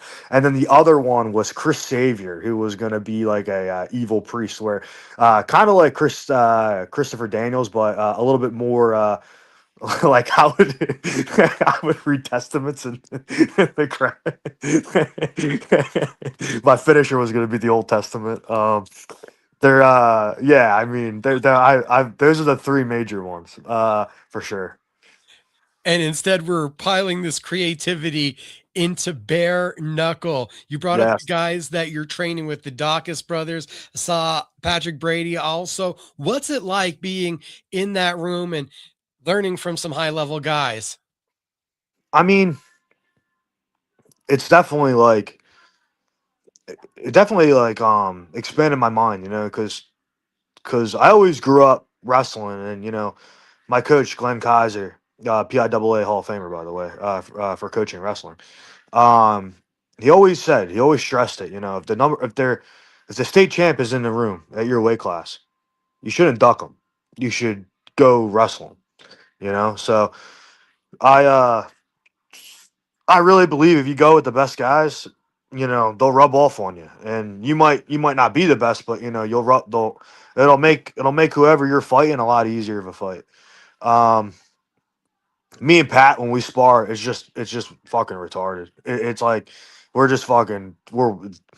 whatever you can think of how me and Pat Brady would fight. It it's a war. It's carnage. It's straight carnage. It's just hitting each other as hard as we can, and it's just a straight out brawl. It's awesome, dude. I love that dude. He's a great dude, man. Um, Kyle just Kyle just under the rug. It's not. I can't even hit him, dude. It's he's so good, dude. Chris, I can hit Chris, but Chris is a lot more technical than me. Chris can definitely mix it up on me, and he he's very technical. He's got way better footwork. He uses real good angles on me, and you know he teaches me a lot, dude. Chris tore his ACL, so he hasn't worked with me as much this camp, but he's still coaching me. But you know, it's hard for him to hold mitts and stuff. He held mitts for me today for the first time in a couple weeks, but I've been working mostly this camp with Kyle, holding pads and stuff like that. Game plan. I mean, Crystal game plans with me. It's hard to explain, dude. But what he's working with me, he just can't spar me. That's how I'm trying to say it. Knucklemania VI. That atmosphere is going to be crazy. You brought his name up already. Zach Kalmus is going to be the opponent. If there's anything we could say about him, he's more experienced BKFC, a more experienced pugilist, because I know he had some amateur experience in that direction. Pugilist. Never heard that word. It's technical term for boxers, pugilist. Okay. Do you feel like this is an appropriate incremental step for you in a tougher opponent than the last one you saw? I don't think he's better than Lewis Rumsey. I think Lewis Rumsey's better. Lewis Rumsey was 13 and 15 as a professional fighter, MMA fighter. I know, but I'm on the phone, baby, okay? Sorry, my daughter came out. Lewis Rumsey's hey! Lewis Rumsey's 15 and 13 and 15 as a pro MMA fighter. Zach Kalmus was like 5 and 20 as an amateur boxer. I'm not trying to discredit the guy, but I am discrediting him at the same time. He ain't on Lewis Rumsey's level. I think him versus Lewis would be interesting in BKFC, but like Lewis, like in an MMA fight, would kill him like easily. I would kill Zach Kalmus in an MMA fight easily. It wouldn't even last. It wouldn't even last a minute. I just take him down, dump him on his head. Does the prospect of bare knuckle then make it a little bit longer of a fight? I say it goes 2 rounds. I say it goes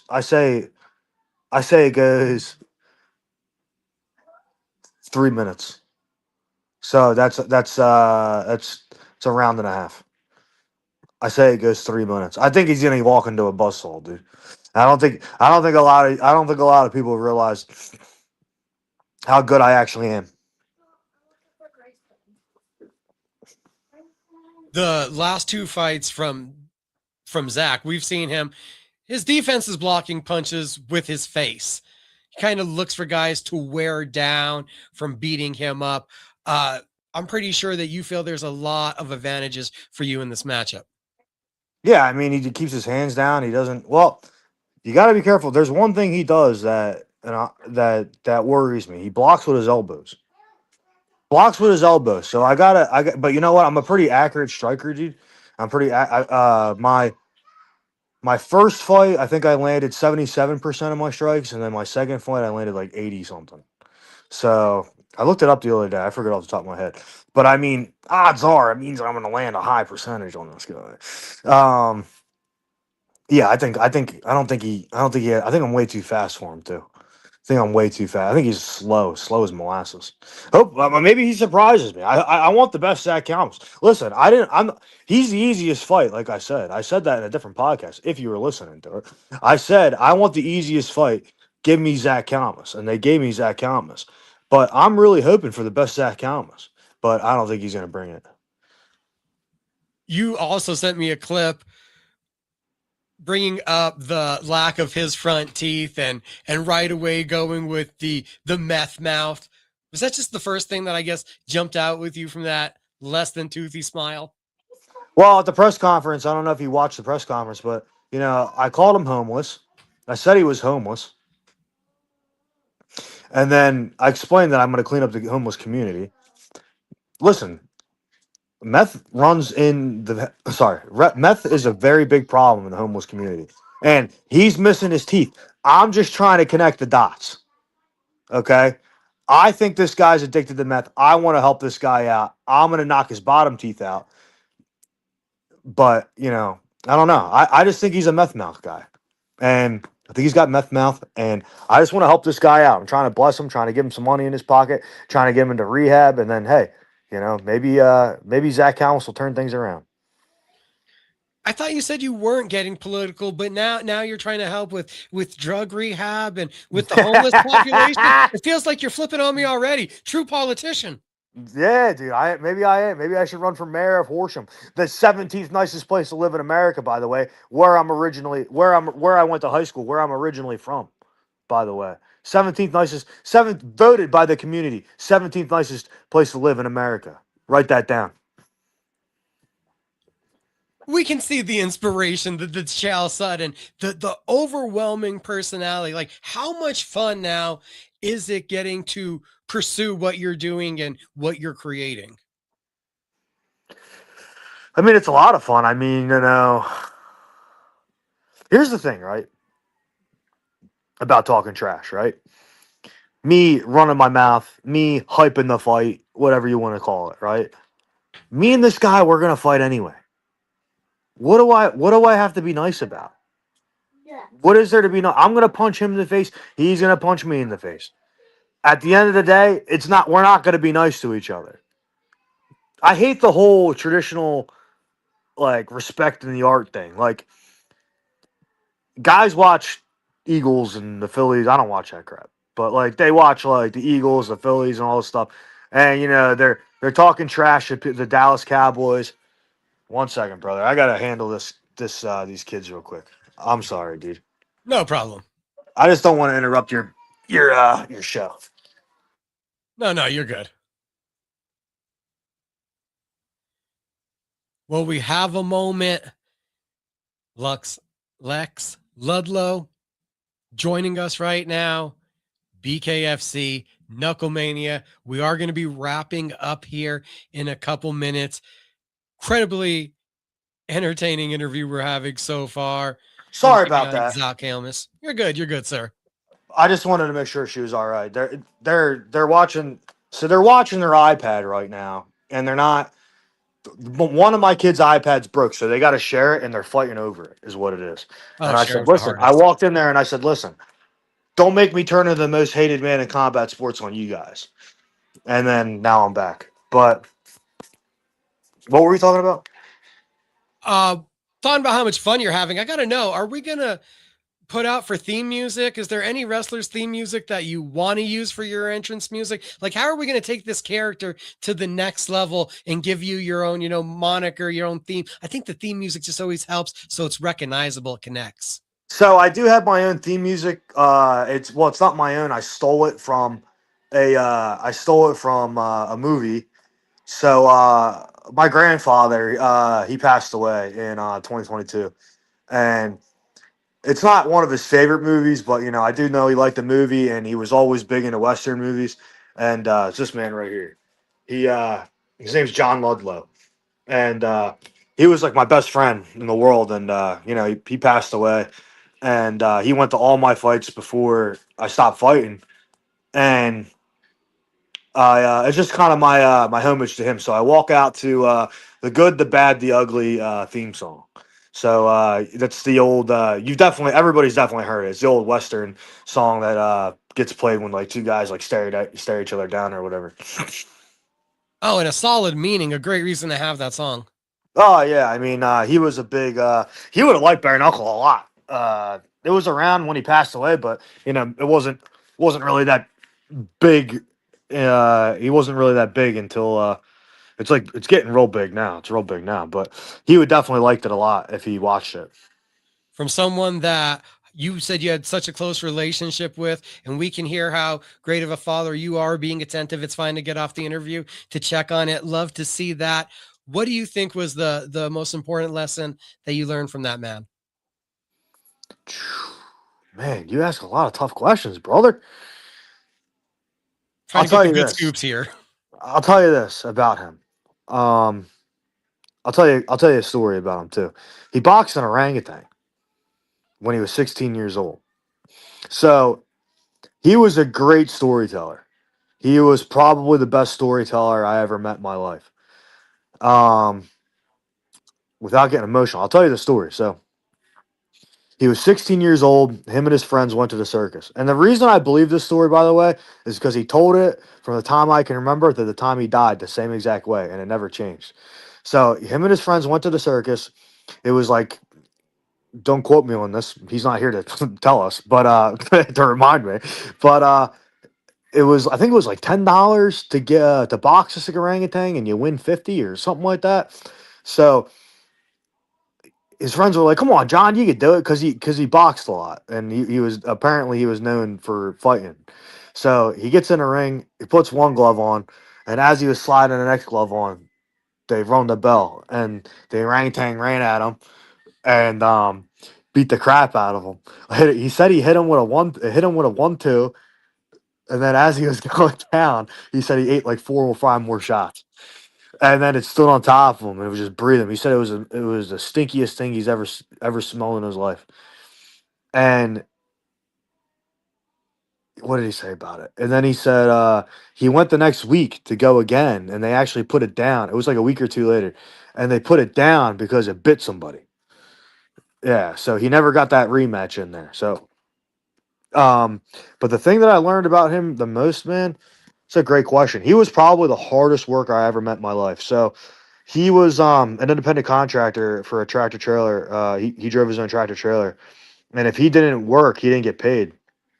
So one more quick story about this guy, just to show you how hard of a worker he was.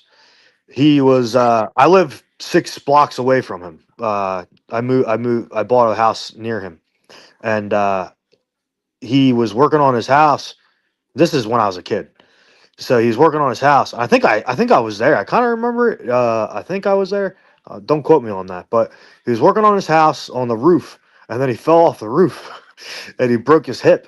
Although I think he broke his whole leg all the way up to his hip, his right leg. So you got to drive with that leg, and he used a cane. So he went to work and he used a cane to drive, and then he had to throw 80-pound chains over the because he had a flatbed because he drove I forget how many feet, but he drove high beams for like skyscrapers and stuff, and he threw these 80-pound chains over. So he was the hardest worker I ever met. I wish I had his mental, because he was the mentally he was the toughest guy I ever met in my life too. Um, so I definitely learned a lot from. I definitely got my work ethic from him, I would say, for sure. John Ludlow sounds like an absolute legend, and we're completely enthralled right now by seeing the legend that Lex Ludlow is becoming here in BKFC, the most hated man in combat sports. I truly appreciate you taking some time tonight to chat me up. Thank you, Mike. I appreciate you, brother. Sorry about all the interruptions, dude. My kids, they're just fighting, and then people call me, so I do apologize about that. It was my fault for not putting on Do Not Disturb, brother.